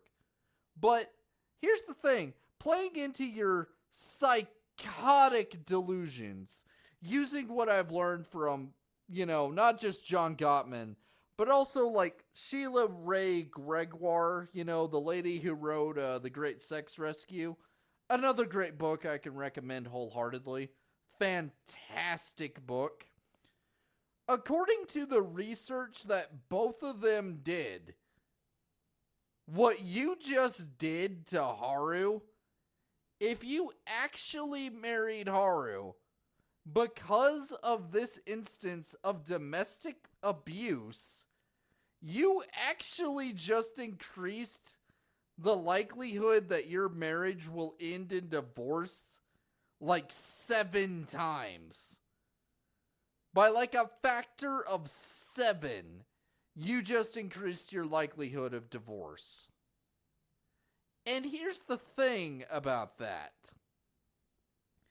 If anyone looks in, like, if people looked into it and they were like, oh yeah, Haru is clearly showing signs that, like, she's being emotionally and physically abused. And you also seem like the guy who would, like, genuinely manipulate, like, you know, there's the I forget where exactly in the Bible it is, but you'd be the sort of guy who cuts out the passage halfway, being like, the wife's body belongs to the husband, and it's like, excuse me, that's not where that passage ends. That passage says, yes, the wife's body belongs to the husband. It also says the husband's body belongs to the wife, and that you're supposed to conform to each other in love as Christ loves the church. You'd be the kind of person that would actually do that. I am getting that vibe from you. I genuinely want to change your heart because, dear sweet goodness, you clearly are a bad person. You are an actual scumbag, sir. You are right up there with Kamoshida and Kaneshiro. You are a horrible human being, and may God help your soul. Yeah, On is immediately like, excuse me, what?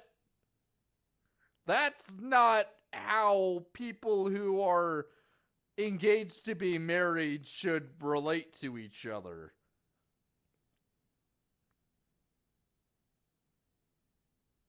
Oh, and she's like, I'm gonna be telling your dad. Okay. He's not even gonna fight his own battles. He's a freaking coward. Morgana, I'm fairly sure that guy was straight up gonna, like, bash your head into the freaking wall. He seemed like that kind of psychopath. And I love, like, Makoto's like, um, Haru? Haru? What in the actual hell are you talking about with that guy's engaged to you? What in the actual hell? Like, Makoto's looking at Haru just like, Haru? Honey? If that guy tries that again, I might straight up lodge my keys into his jugular. Like, here's the thing. I say that as like a joke, but I look at Makoto, and the fact that Makoto not only drops like nuclear damage on people with her persona, but her weapon is genuinely like, I will punch you. Like, Makoto seems like the kind of girl that, like, if she tried that again, I genuinely think Makoto might actually try to do, like, the I will take my keys to your jugular kind of girl. Yeah, On is like, this is... On is sitting here like, that guy is like... That guy's gonna, like, Ted Bundy you! On is just like, look, talk to your freaking parents about this guy. He's like Ted Bundy. Don't get married to Ted Bundy. And Haru's like, that's not gonna work. My dad wants me to marry that guy. Oh my goodness, she's crying. She's actually crying right now. Morgana's like, okay, look, let's put our bullshit aside. Like, she's actually crying right now. If she was wearing mascara, it would be a mess right now. Ryuji, let's put our problem aside and deal with the bigger issue. Look, let's I'll be the bigger cat boy man and say, you know what? I messed up. I'm sorry. Because dang it, I don't want to see her cry like this. Like, Haru, if it'll make you feel better, I'll purr on your tummy. Like Morgana's like sitting here and it's like, I'll purr on your tummy if it makes you feel better.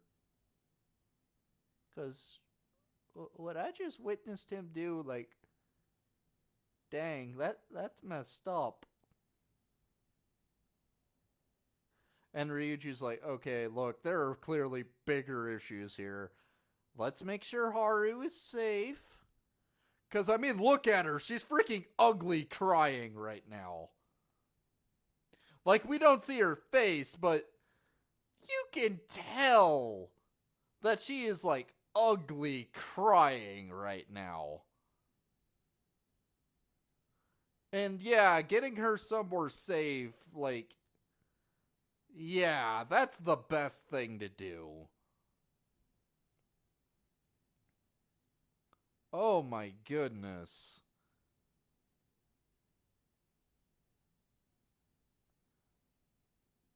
Haru, you rest up as much as you need. What you went through is like actual trauma. Like, you rest up as much as you need. You want me to put on Only Women Bleed by Alice Cooper?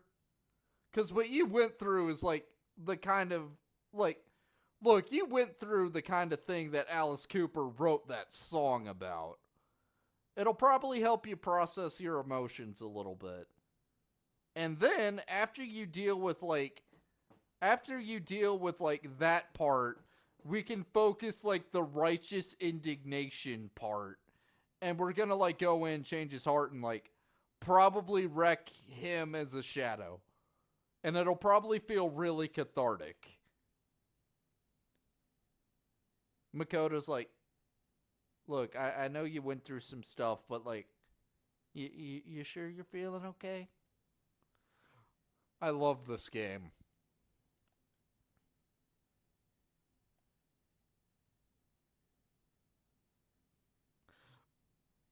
Morgana, Morgana, you saw a woman getting like, you saw a woman getting the Ike Turner treatment, and your immediate response was, yeah, no, I'm stopping this. That is not useless. You are a hero. You are a hero, and I love you. Look, Morgana, I don't care if you wind up with a human body or not. You are a person, and I love you.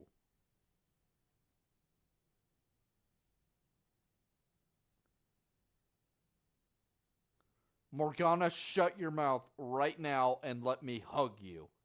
Let me show you how much I love you. Let me cuddle you.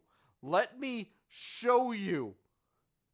But look, Morgana, like, let my love open the door, as the song goes.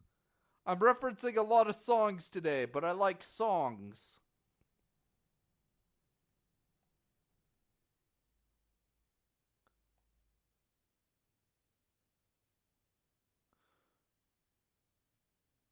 Oh, what? You think you could just break up this band?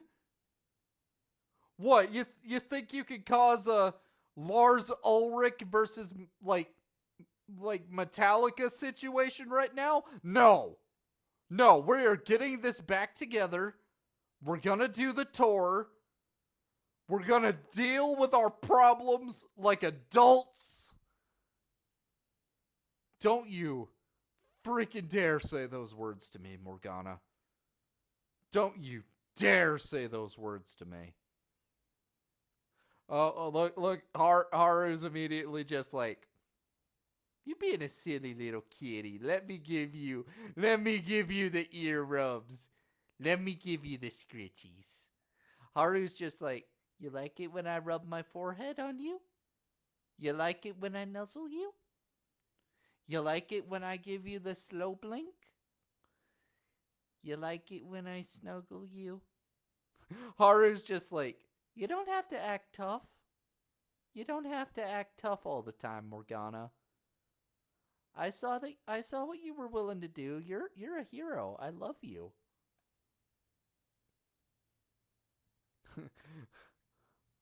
Aww.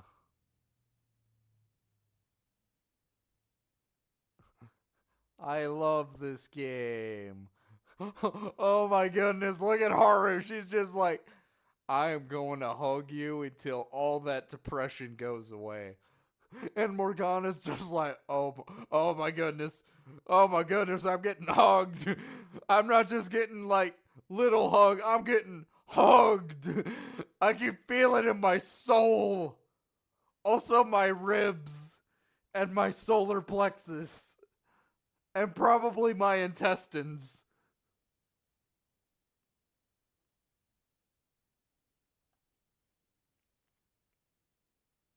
Haru's like, look, I was also lying to myself, okay? I I was upset. I was like, I, I felt like a doormat, you know? I was always just being like, I gotta be a good girl for dad.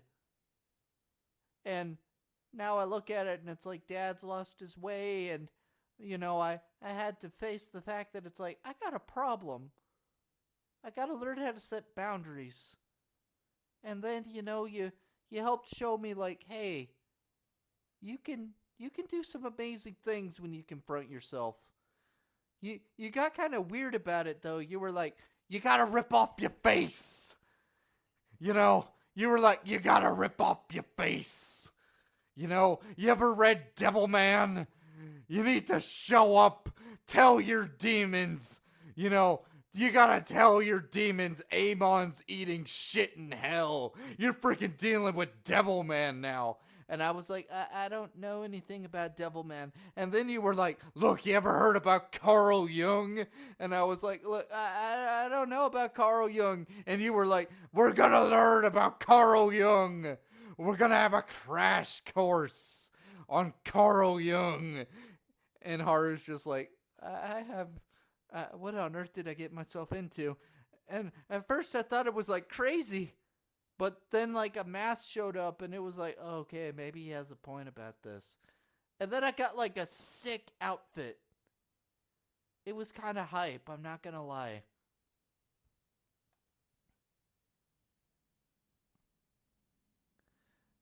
Like saying that I just wanted to do it because my dad's kind of messed up, that was kind of superficial. Truth is, I don't want to get Ted Bundy'd. I want to be respected. Okay? I'm a person. I have dignity.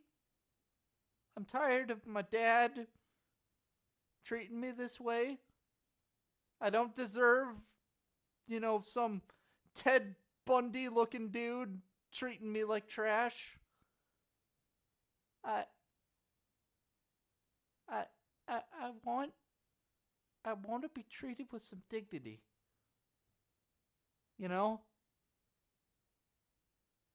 It's it's a real Linda Ronstadt kind of song situation going on here.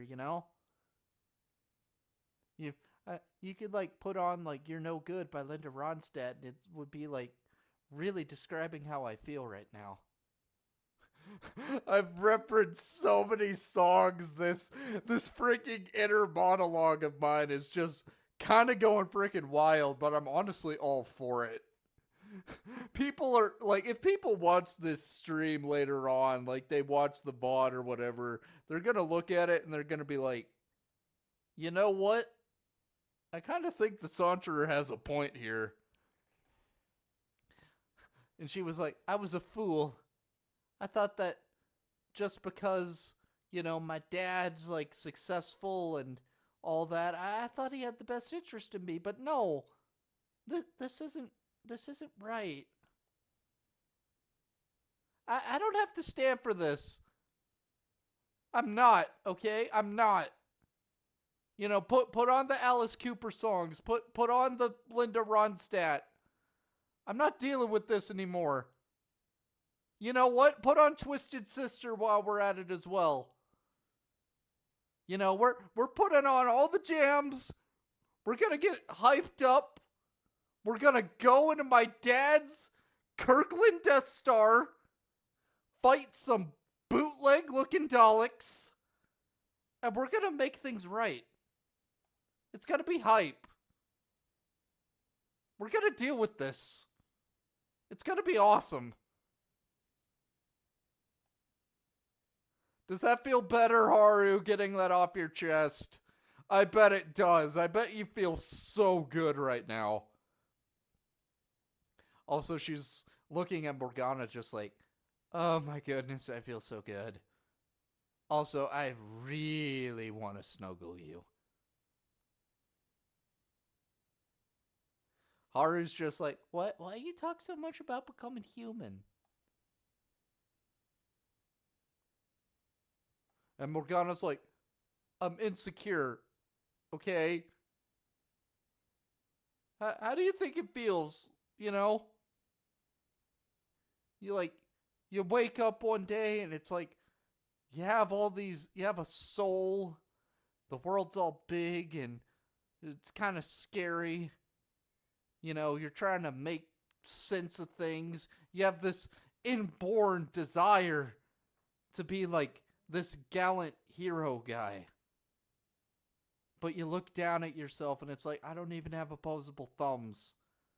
I'm a little cat man. You wind up in a prison cell one day in the weird mind palace of a weird high school teacher pervert man, and you almost die. And then, you know, you stare at the first woman you've ever met in your life, and Morgana stares it on, and he's like, you stare at the first woman you've ever met in your life. I don't know if Morgana's met other women before this, but I like to think that On was like the first woman Morgana like ever met. And like Morgana's like, you see the first woman you've ever met in your life, and it's like, my goodness. Like, my goodness. Like, this is beautiful. This feeling in my little cat boy heart. Is this what love is? Like, On's just hearing all this, and it's like, okay, Morgana, this is like, I get it. You know, you're telling everyone how you feel, and Morgana's like, no! You're gonna listen to me. You're all gonna listen to me. I used you. I used you because I thought if I teamed up with you, I'd become human again. And you know what? If I became human, one of the first things I'd want to do is I would go up to you On, and I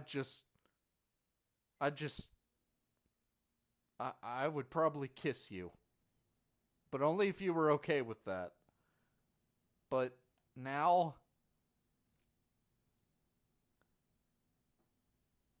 I'm not so sure. Everything's only gotten foggier. I had like a freaky nightmare. I like came out of a hole in mementos. What does that mean? Does that mean I'm a shadow?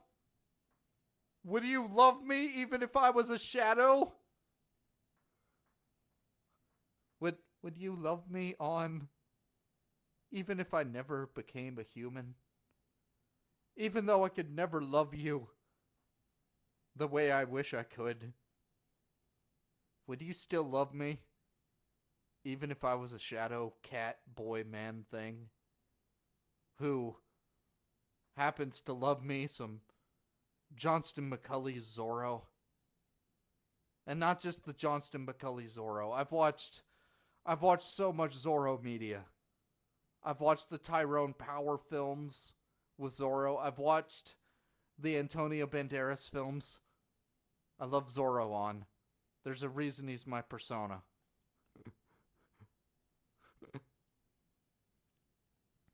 I've wanted a reason. A purpose.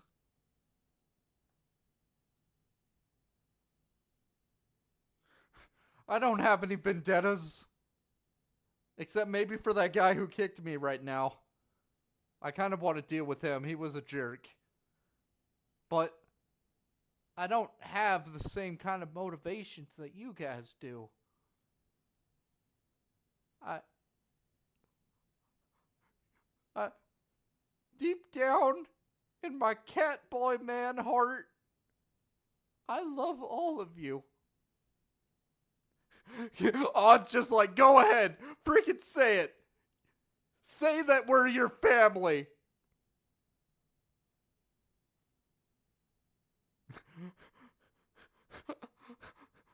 Yeah, freaking say it, Morgana. Say it with your chest. I bet it feels good. Yusuke's just like, oh my goodness. That felt amazing to hear. Also, if we're all being honest, I'm just gonna say it right now. You guys have done wonders for my mental health. Ryuji's just like, all of this could have been solved if we just dealt with this like adults. Which, I mean, I was part of the problem, so I'm not blameless in this, but it's like, Ryuji's just sitting here like, oh my goodness, this feels so good getting all this stuff off my chest. Also, if we're being all honest, I tease on for being hot because I actually genuinely do like you, but I'm scared that you'll think I'm a goofball. I know, like, you admit I'm a goofball, but I want you to see me as more than a goofball. Everyone just starts saying, like, the real honest stuff. Like, Futaba's like, okay, if we're all just being honest right now, I'm just gonna say it. I have recorded some whack things with you guys, and, I'm just gonna say it. Y'all are cringe, but I love you. Oh, I love this game. I am going on the weirdest freaking tangents right now, though.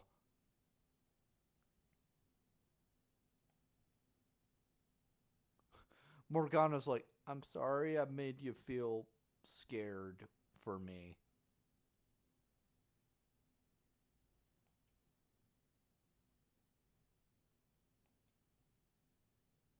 I expect great things from you, Morgana. I believe in you. Look at look at him. Look into those deep blue eyes. This man's had a psychological breakthrough.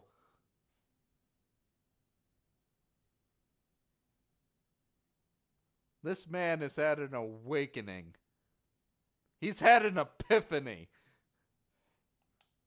And look at that. Our freaking bond grows. And we get Endure.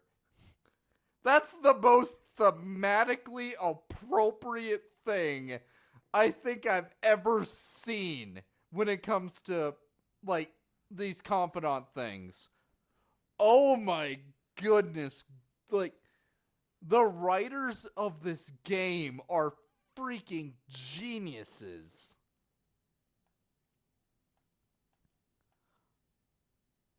Oh my goodness gracious. My heart. And also my brain, because that was, like, actually intellectually satisfying as well. Oh my goodness.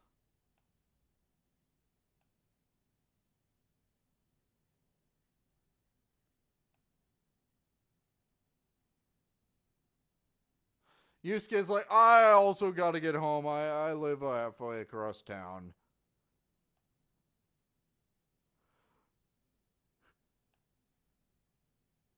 Um, can can I crash here, please?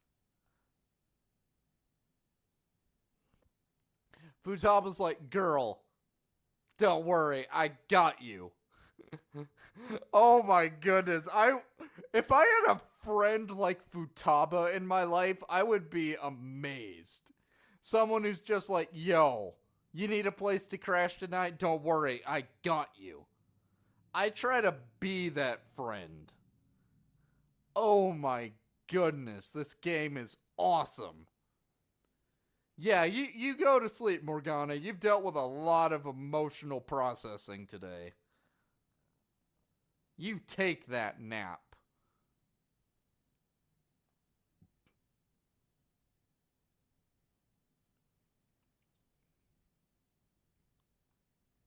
I love you. Oh, I love this game.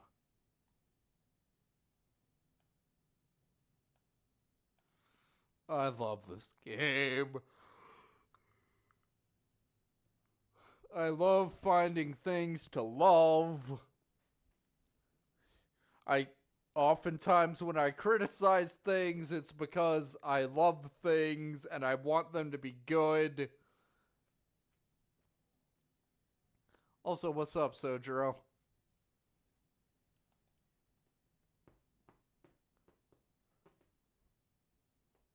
Okay, Sojiro, I'm not trying to like riz someone up right now. Also, I'm not the kind of guy who wants like I'm very much a monogamy kind of guy. I am not into the whole like I'm not into emotionally manipulating women.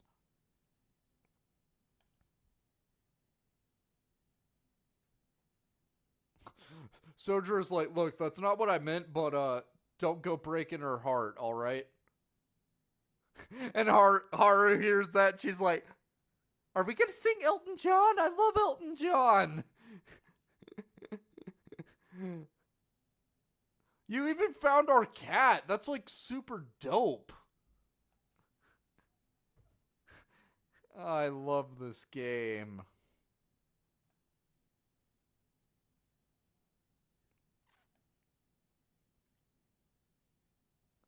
Haru's like, do you have any idea the last time I've sat down and had a proper freaking meal with some people? My dad's always like busy on meetings. Most of the time I have to go and like make myself instant ramen. You might think like, oh, I got money, I can get better food, but it's like my dad keeps a real tight leash on me. I haven't had a proper sandwich in like 3 months. Okay, I'm just making stuff up with that, but you can kind of see it.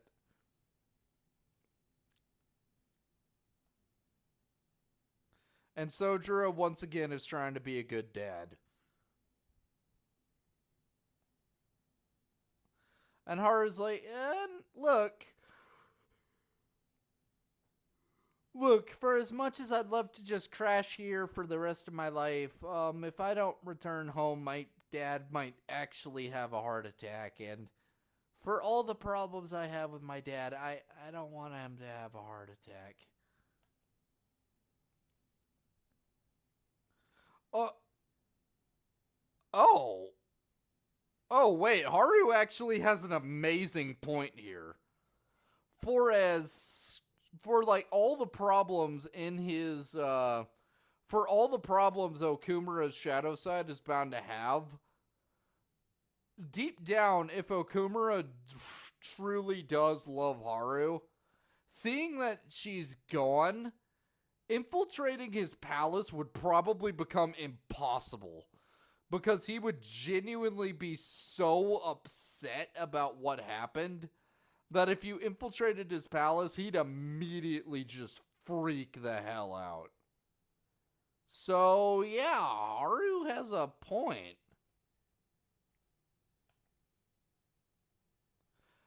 Everyone's gonna be like, okay, what girl are you gonna romance? And it's like, I like basically every girl in this game.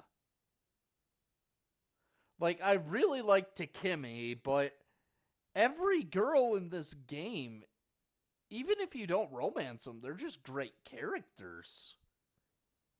I kind of don't want to romance On, though, because, I kind of ship On and Ryuji. I also don't want to do Oya because I just kind of don't vibe with Oya. I don't really like Chihaya as like a romanceable. I mean, Chihaya's an interesting character, but I also just really don't like the whole fortune telling thing. But like Futaba, Haru, Takemi, Makoto, like there are just so many great characters in this that are female. This is a great game. Do you see the way Morgana is sitting in that chair? That is his chair. Of course he belongs here. If you ever saw my chair that I sit in for my streaming and all that, it is covered in claw marks. My cat owns this chair as much as I do. Also, Okumura, that's actually kind of like your chair makes you look like a Bond villain right now. The only thing you're missing is a cat. You look like a Bond villain right now. Except I don't really feel comfortable calling Haru a Bond girl, though. Considering you're her dad. That feels kind of weird.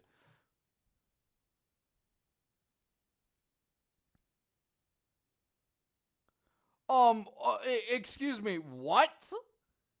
You're not going to...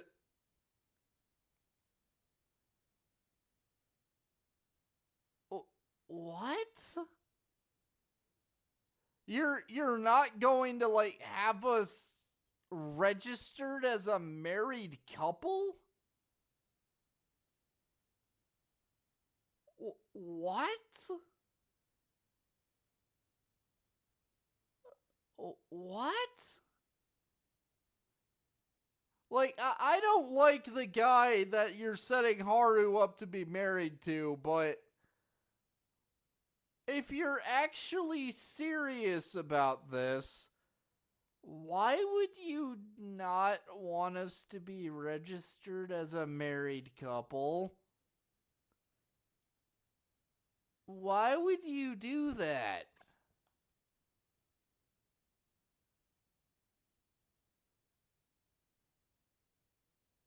Also, what do you mean prove my sincerity to him? Like, hold on. Okay, maybe this is just because of like how I think this kind of stuff should work, but I mean, you're the dad, right? Like, I don't know if in Japan they have the whole tradition of like the dad, hands off the bride to the groom. But like I look at this and I'm like, you're the dad. Shouldn't you like be hanging out with the guy who's gonna be your son-in-law? I mean, like, you're the dad. I mean, like, he might wind up being like the father of your grandchild, which, um, I mean, like, I'm saying that, like, to complete, like, what I'm going for here. Like, the idea of that guy getting anywhere near Haru like that is the stuff of nightmares. But, continuing my point, like, if I was a dad and I had a daughter, and my daughter was like, hey, I've been dating this guy, I would look at it and be like, oh, I want to meet this guy. I want to meet this guy. I want to see if he's a safe guy. I want to see how he treats my daughter. I want to see how he treats his daughter's family. I want to see what his values are. I want to know who he is.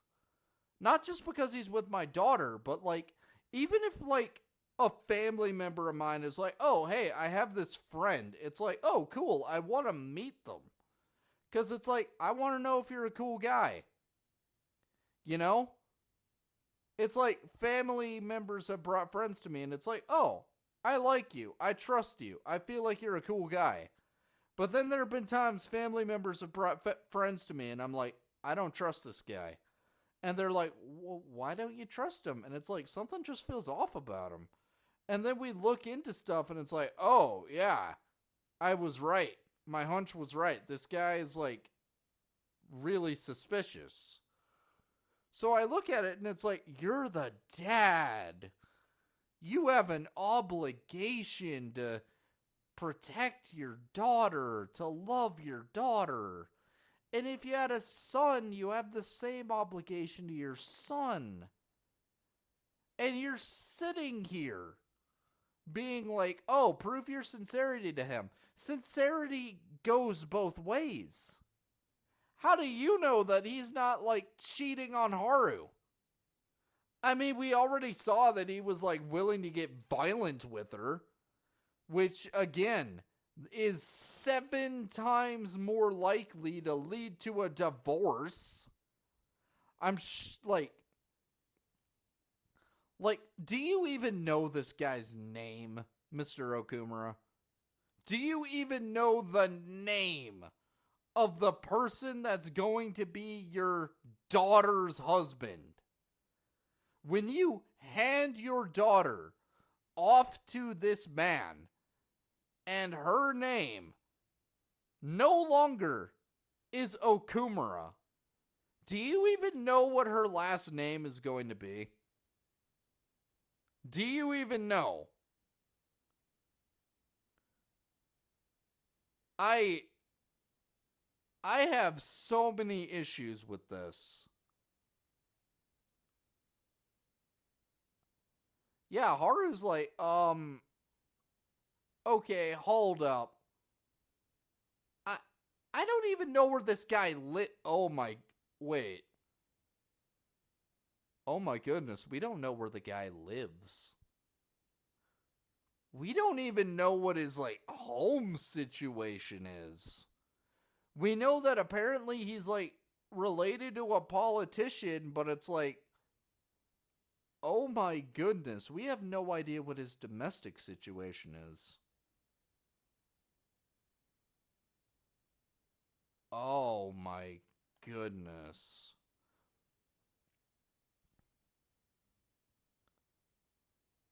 Okay, see, Okumura does have concerns about his daughter. It's like, look, you stayed out late. I didn't know where you were. That scares me. Okay, that's a very, like, dad concern. That's also, like, a very, like, good parent in general concern. But, oh my goodness, Okumura, your priorities are completely screwed up right now.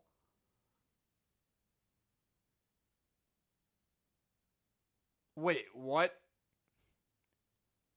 What? Oh, hell no. Oh, hell no. You can't do that. You can't do that, Okumura. You can't do that. You can't treat your daughter like you can't treat your daughter's relationships like that.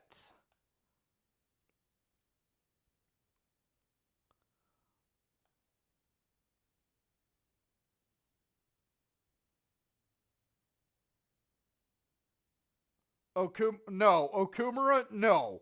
Put your phone down right freaking now.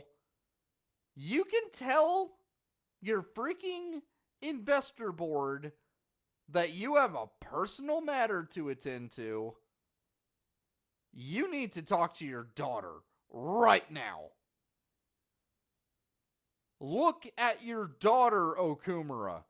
She is terrified right now. Do you not see just how scared she looks? My man. My guy. Put your phone down, look your daughter in the eyes, and ask her if she feels safe. Please. I am begging you.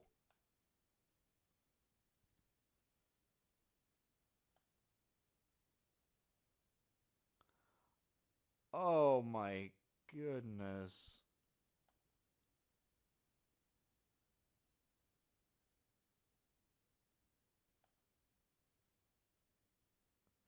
Oh, Haru's like, Yeah, we need to talk about my dad.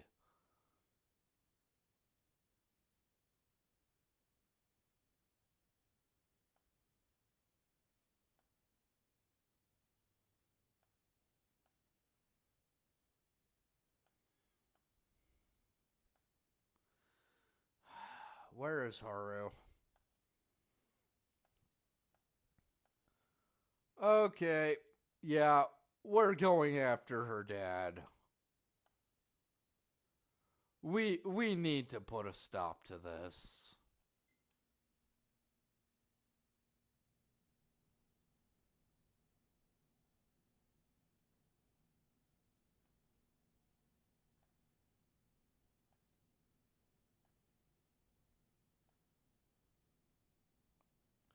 Oh boy.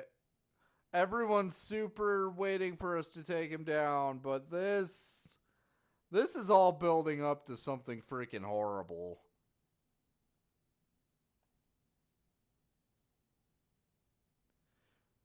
October 11th. That sounds like a deadline. Deadline is the 10th. Let's go. It's happening.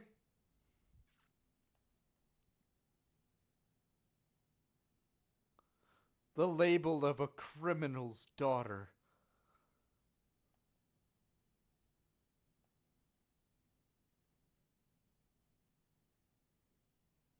And she's like, you know what? If that's how it's got to be, I'll deal with it.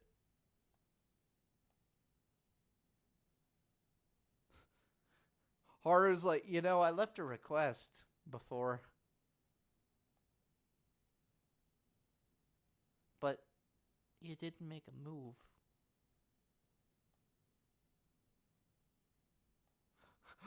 I gotta give Haru freaking props. She's like, you know what? I'll do it myself. I I am genuinely coming to really like Haru. Oh yeah, let's do it. Oh, let's do it. I want to see you rip off your face, girl.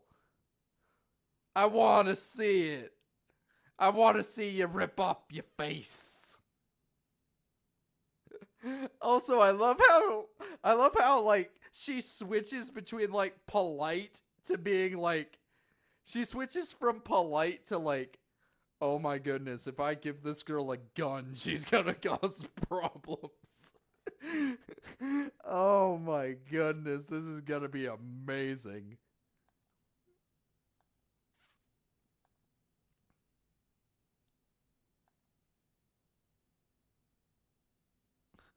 Oh, she doesn't have like her persona hasn't like solidified yet. Oh, that could be a problem.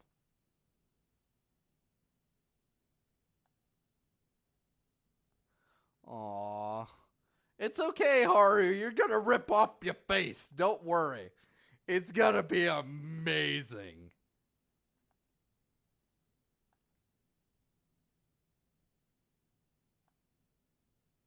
The names of obvious criminals have come up, so why haven't the Phantom Thieves acted yet?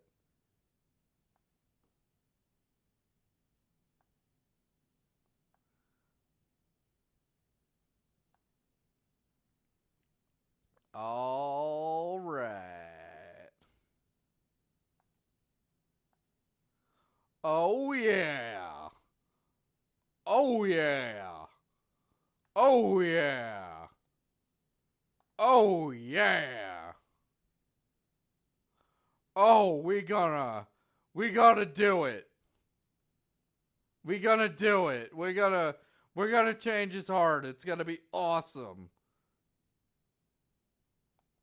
Oh my goodness, I love this game.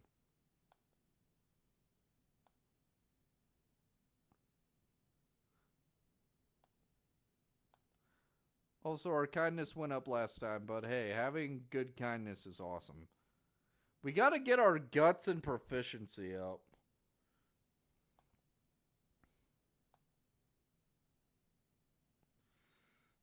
But it all points towards stats or points towards stats, which are entirely worth it. Okie dokie dokaloo.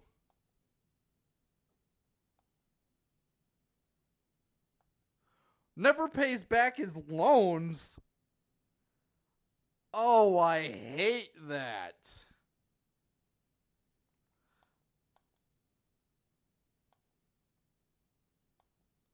Oh my goodness, this guy sounds like a straight up white collar criminal. The man of 100 faces.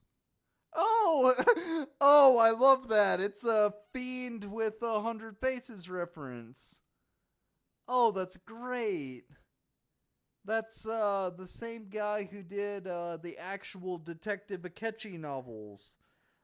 Made that character. Oh, that's actually awesome that they referenced that.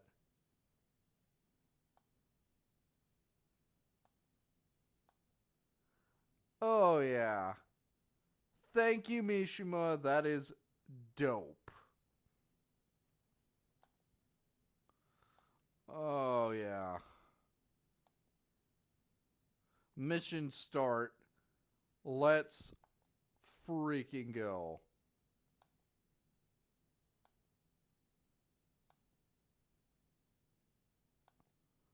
Okay. Let's at least start off with the palace. Let's at least get it started. We might not necessarily finish it, but let's get it started. Also, new Showtime attack. Let's go. Let's go. Let's go. Yusuke is like, we gotta incorporate some beauty into this. We're gonna bedazzle. We're gonna dazzle them, girl. Let's freaking make some Showtime attacks.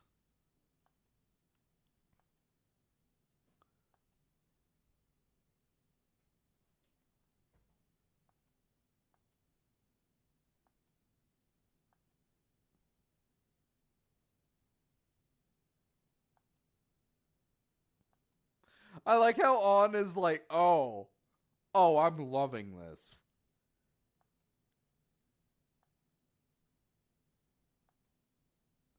On gives her input, and Yusuke's like, oh my goodness, I never even considered that.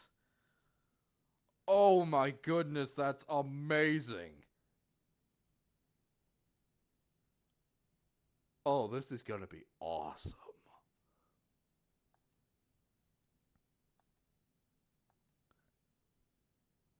I love this game. Let's go. New Showtime attack. And we got it. We still haven't seen Haru rip off a face yet. We gotta see her rip off a face. It's gonna be amazing. Oh my goodness, let's go. Let's go. I haven't infiltrated a palace in a while.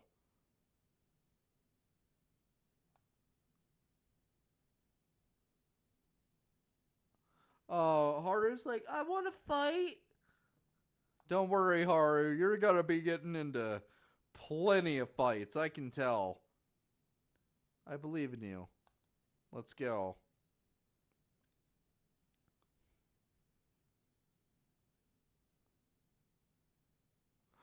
Bootleg Dalek! And it's... Oh, it's prime and ready for the ambushing. Let's go!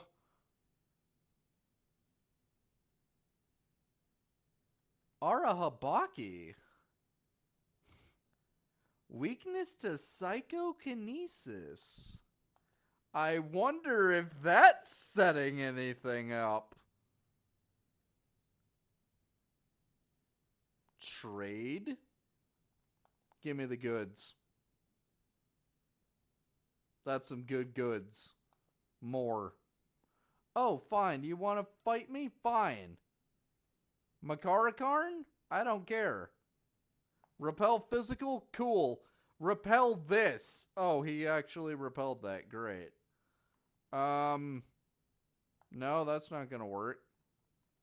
Uh-huh.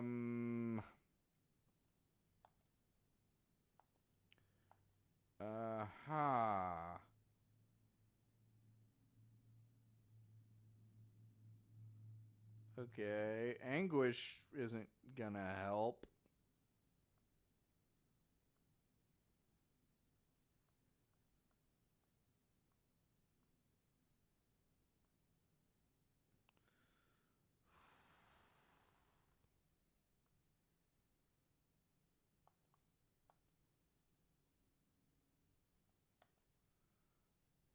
Makajam?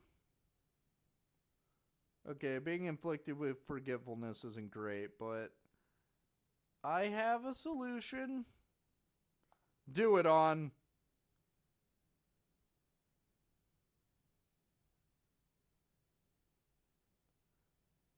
Okay, I tried to be cool to you earlier, Arahabaki, but nah, you didn't want to be cool.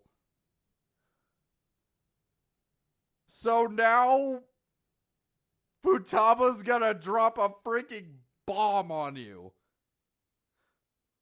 Wait, hold up. Does that say get good? Oh my goodness, it says get good. It says get good. That's perfect. Oh my goodness. Oh, Futaba, you're gonna like you're gonna do things to my heart. Also, like, screw you, bootleg Dalek.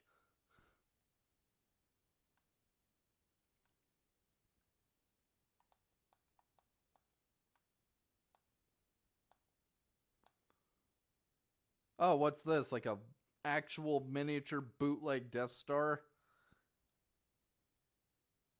Decarabia? Oh my goodness, how over leveled are we for this? Also, wait a minute, don't we have Decarabia in our party?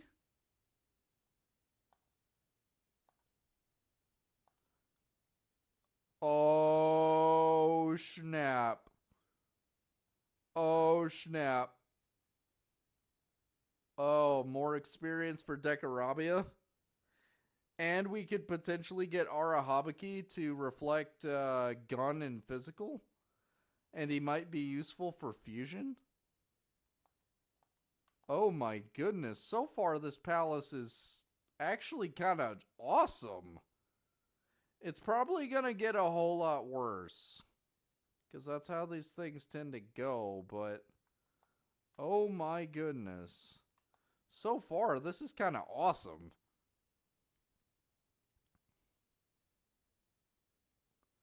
Okay, Arahabaki and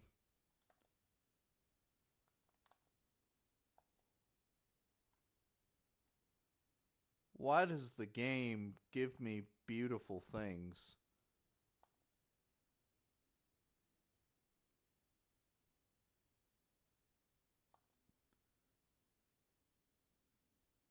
Also, that critical on Makoto is honestly pretty hype.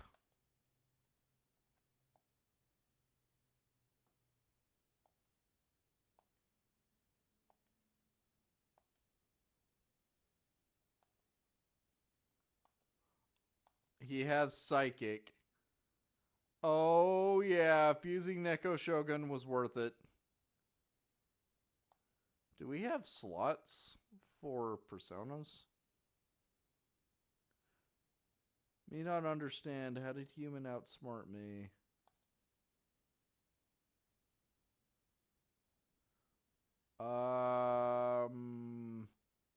He's glum, so maybe he's like afraid he's old. Me wish we could meet human food once before me die. Me want to ask some recommendations. Hunger is the best ingredient?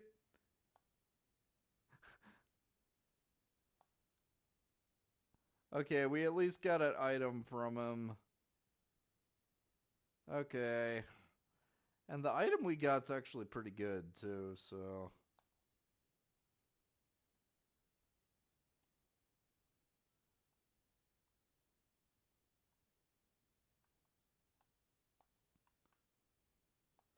Get over here, bootleg Dalek.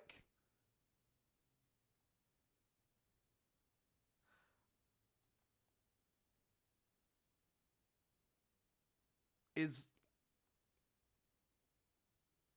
What status effect did we afflict them with? Because I forgot we had the ranged ambush thing.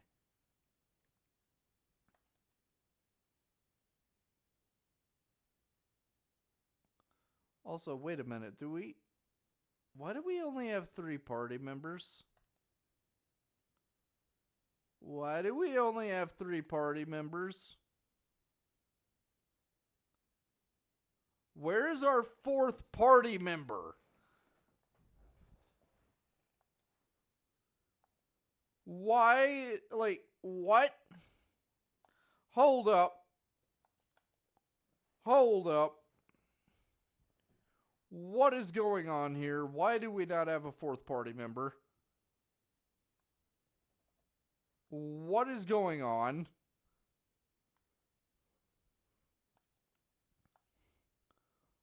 Why do we not have a 4th party member?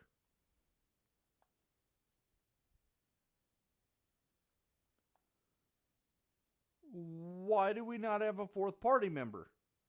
Okay, now we have a 4th party member, but... Okay, that was weird. That genuinely weirded me out.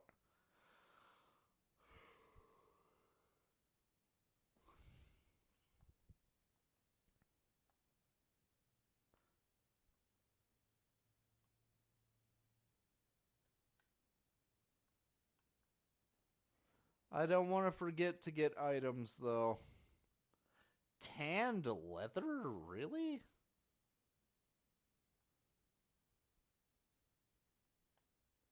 Okay, Haru, do your thing.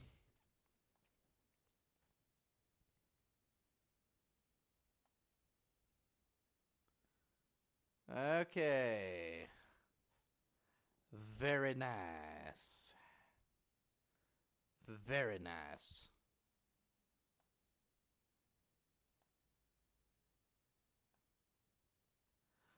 Oh, Haru was just like, I was just trying to be cool. Don't worry, Haru, you are cool.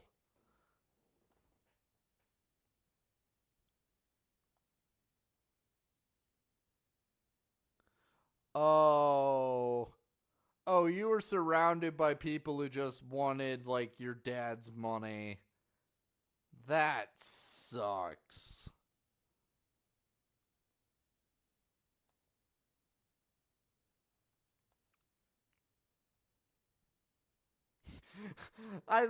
The female superheroes I used to see on TV were so great. Tell me about it, Haru. Oh, she's a Wonder Woman fan. I can absolutely tell. She's a classic Justice League of America freaking Wonder Woman fan. You can absolutely tell. Oh my goodness. Look at her. If I freaking told her, like, yo. If I freaking told her, like, yo, I got the omnibus of, like, all the 60s Wonder Woman comics, Haru would probably be, like, so happy it would be, like, painful. Okay, that's just my headcanon, but let's be honest. Classic Wonder Woman freaking slaps.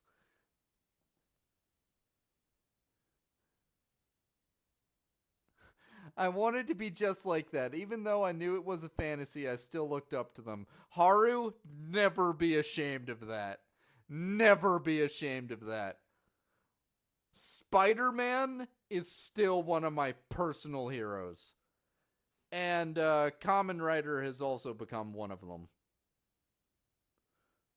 Also, the Kanika Man, there's a line from the first opening in Kanika Man that I will still stand by as one of the hardest lines I've ever heard in an anime opening.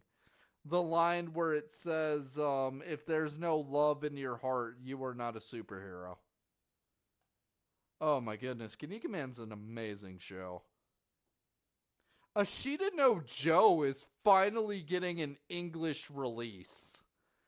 And honestly, that makes me so happy. Oh, I have so many videos I want to make about just me recommending stuff. I think that'd be fun to do. Uh, duh, it would be awesome. I'd love to have Wonder Woman on our side.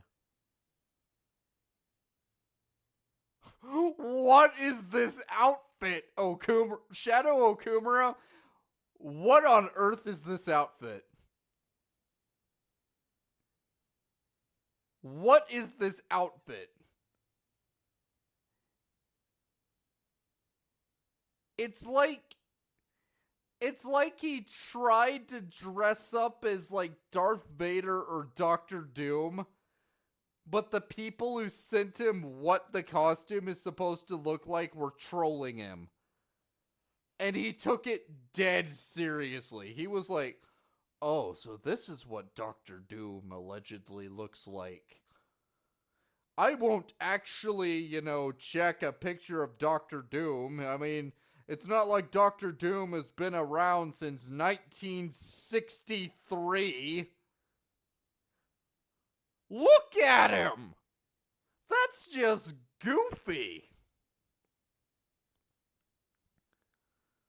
You're right. This is just goofy. Not to associate with vulgar people. Oh, you don't want to associate with vulgar people, but you'll associate with Ted Bundy looking and acting dude over here.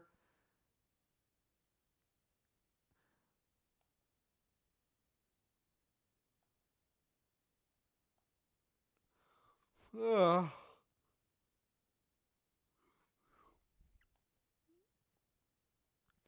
I figured your shadow would look like, I was saying like Gideon Graves. I was expecting like, oh, you're gonna look like a Bond villain. This is just goofy.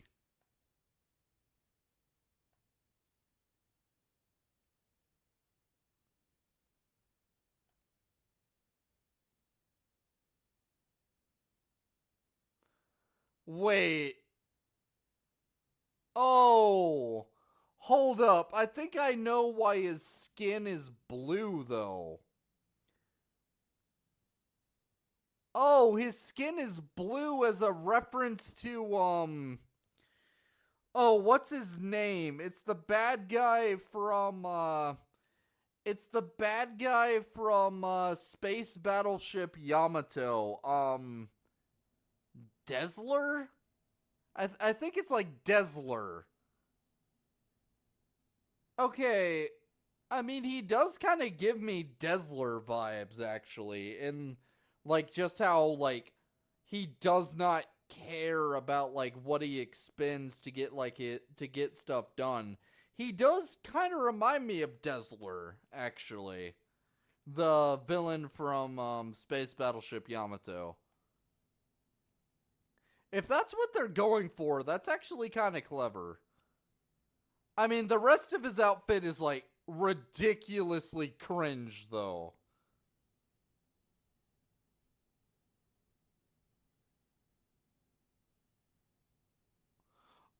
Also, screw that motto. Screw that motto. You want to know what that motto is going to do to you, Okumura?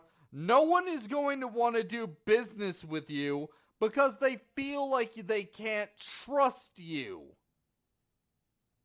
That's what's going to happen. You want to know what happens to companies where the customers straight up feel like you can't trust them anymore, those companies go bankrupt, Okumura. Oh my goodness, like,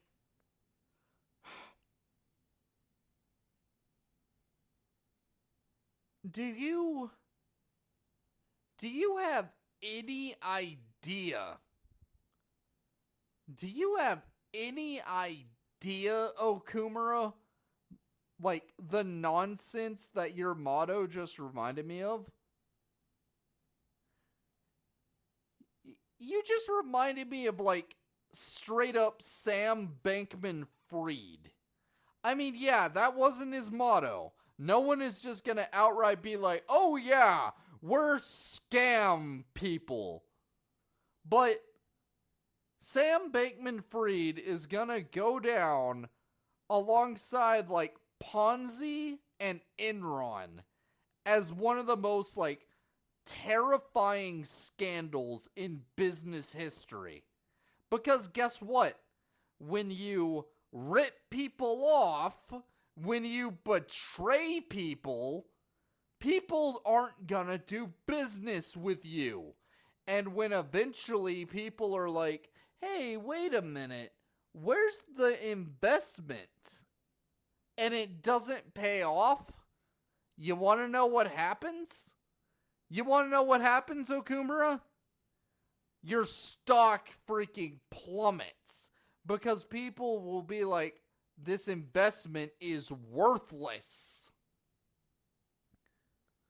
What you just said is so antithetical to a principle of how economies work. You want to know why when I hand someone a $10 bill, they typically trust that it's worth $10? They trust it because most money that you give to someone is taken as legit money. But if I started paying a bunch of people in Monopoly money, they're gonna look at me and be like, no, I'm not dealing with you. Give me what I actually want, because now I no longer trust you. You're an imbecile.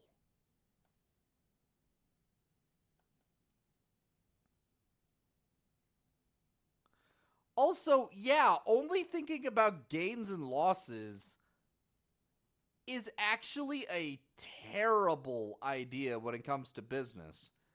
Because guess what? There are what are known as immaterial assets. And one of the most important immaterial assets for any company is trust. No one does business with someone that they can't trust. I'll give an example, okay? Smith & Wesson. Smith & Wesson make guns. They make guns, and they're famous for making guns. Not only are they famous for making guns, they're famous for making guns that people can rely on. You want to know what happens to gun companies that have catastrophic failures with their firearms? They don't make money because people aren't gonna pay for a gun that might blow their fingers off. You're an imbecile, Okumura. You're an imbecile. And yeah, reputation, that's another super important immaterial asset. And for that matter, so is employee morale. If employees don't like their job, Like, if employees go to their workplace and it's a toxic work environment, it actually makes your products worse. Because why are the employees gonna put love into making their product as good as they can be when they feel like their work is a prison? This is coming from a guy who has a degree in management, by the way. I'm not just pulling this stuff out of nowhere. I mean, it seems obvious, but seriously, Okumura, you're an imbecile.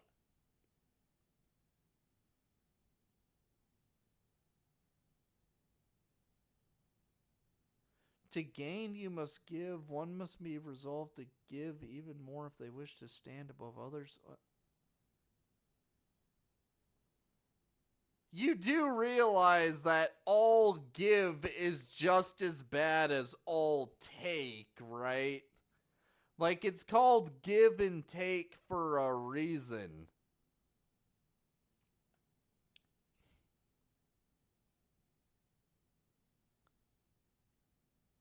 Okay, no. No, no, no, no, no, no, no. No. Hell no. Hell no. Virtue and cinnamon are for losers? Are you freaking kidding me? Get out of here with that moral relativism crap. I bet right now, if I told you, oh, hey, Okumura, I stole $1,000,000 from you. I bet if I said that to you, you would lose your freaking mind. Don't you do this moral relativism crap with me.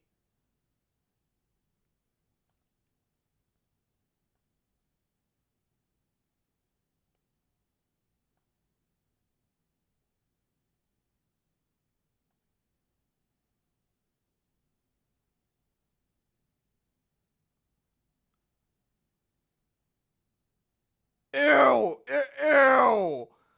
Ew! Ew! Ew, I hate this. Haru, rip off your face. Rip off your face. I want to see it. Rip off your face.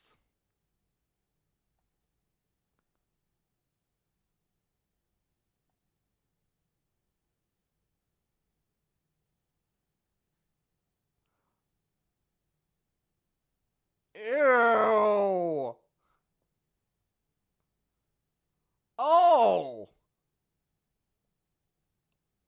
Oh my goodness. Not only are you spouting like complete freaking nonsense when it comes to business, not only are you saying like moral relativism crap, that is one of the most misogynistic things I've ever heard. Oh my goodness. Oh boy. Oh, you need to be stopped. Here it goes! Here it goes! She's gonna rip off your face! It's gonna be amazing!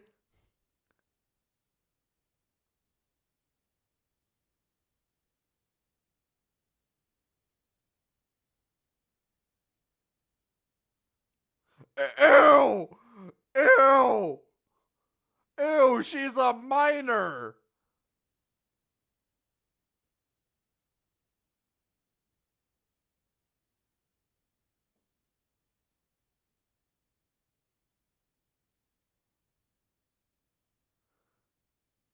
Oh, you didn't rip off your... Oh, here it comes. Here it goes! She even has a spotlight! Step onto your stage! Sashay! Make a freaking statement!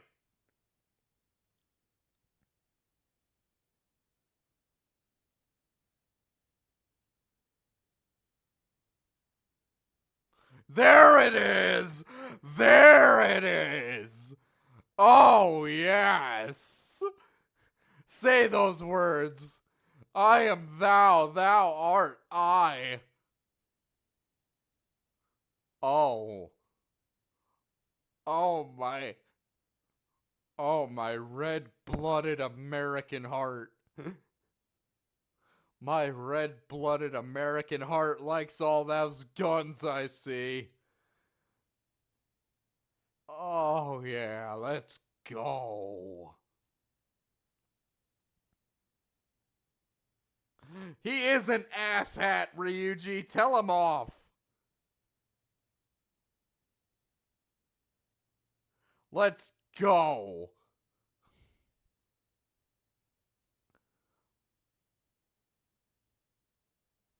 Oh, let's go.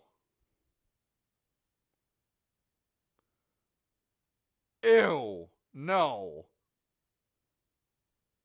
I kind of would like you to put the, like, domino mask on Haru. I really do feel it completes the outfit, but I am so happy for you.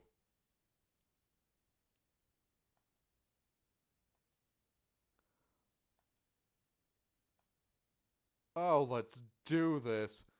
Sayo, Masayo, triple down.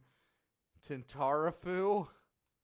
Amrita drop? Cybreak? Oh. Oh. Oh my goodness. Is that a grenade launcher? My heart? Oh, my heart. Oh, that wasn't all that powerful, though.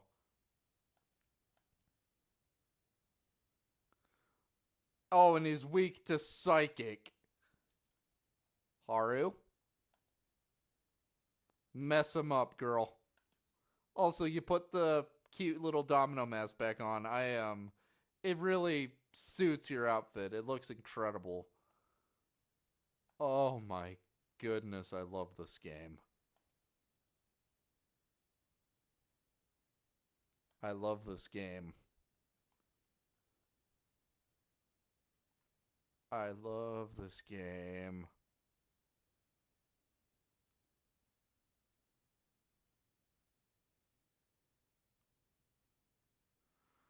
Ooh, yeah. Wait, Rakarmdra? Sacrificing your own health to heal stuff? Also, that's an axe.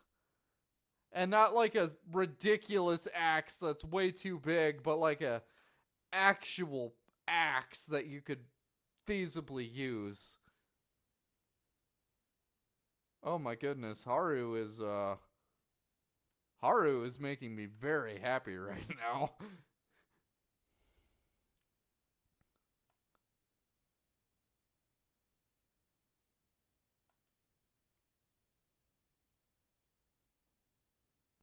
She's so adorable looking, too.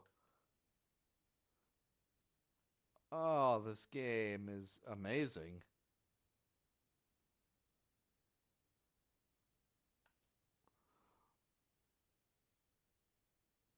Also, I love her all-out attack portrait thing. She's just like, let me just tip my hat real quick. Really style on everybody. I love the Three Musketeers inspired look she has so much. Please let Haru be the one who finishes him off with the all-out attack. Please. Please. Please, game, I beseech you.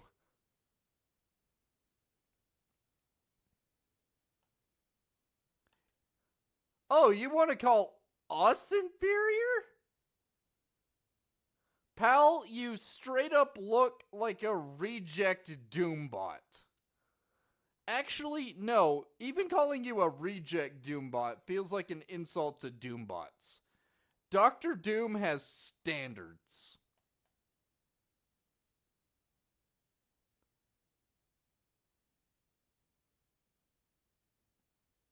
You know what, Haru? Do the honors.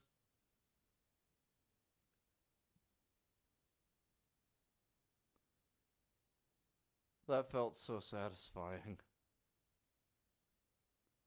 Oh, that genuinely felt amazing.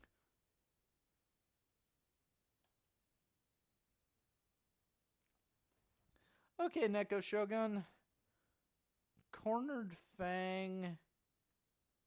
That's not the best thing in the world, but yeah, okay. Medea-rama? Oh, absolutely I will learn Medea-rama.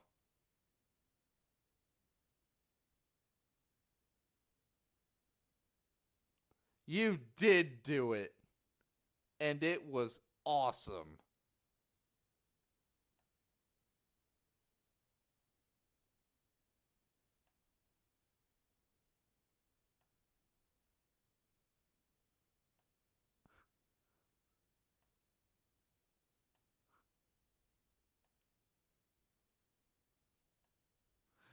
Don't worry, you didn't commit, like, actual homicide. You just defeated a cognition.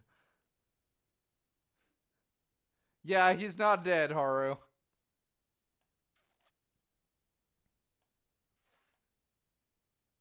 She already has a code name? Excuse me. Oh. Oh, you like your code name. Okay. I was a bit upset at first. I was like, shouldn't you choose your own code name? I actually love Noir as a code name, though. That is such a fitting code name. Also, just noir is a great film genre. Like, if you've never seen The Maltese Falcon with Humphrey Bogart, that film is amazing.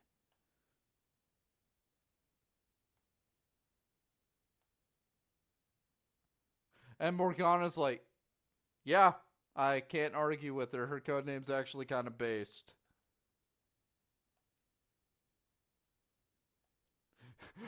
I love how Yusuke's even like, she created a freaking backstory for a code name.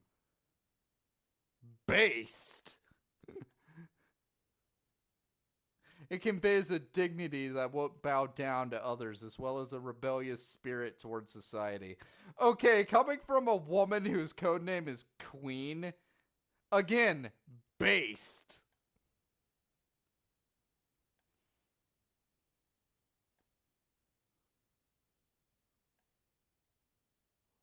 Haru, why are you so unfathomably based?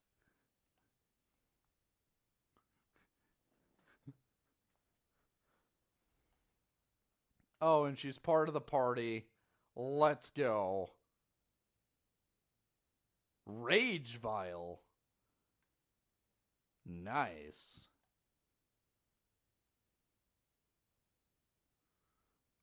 I love this game.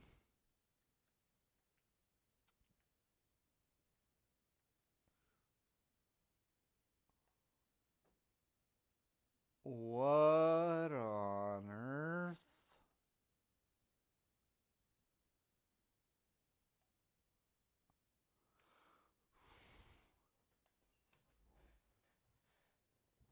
What on earth is this? What? Hyperspace Highway? Okay, the portrait is changed. I see that the portrait is changed to reflect Shadow Okumura.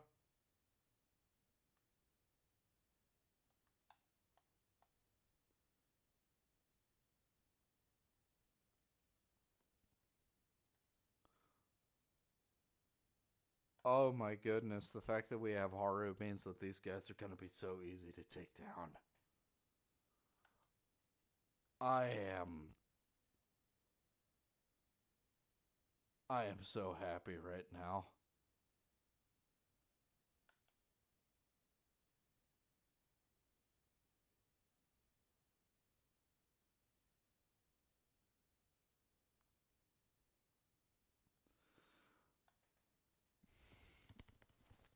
Ah... I like being happy. I like being happy. Safe room, let's go. Alright. Well, it's getting a little late where I live. I gotta make sure that I still sleep well, because if I don't, I get kind of cranky. So I'm gonna end the stream here. I am so happy that we now have Haru. This game is amazing. And I'm hoping to enjoy more of this wonderful game next time I'm able to stream. Thank you, everybody.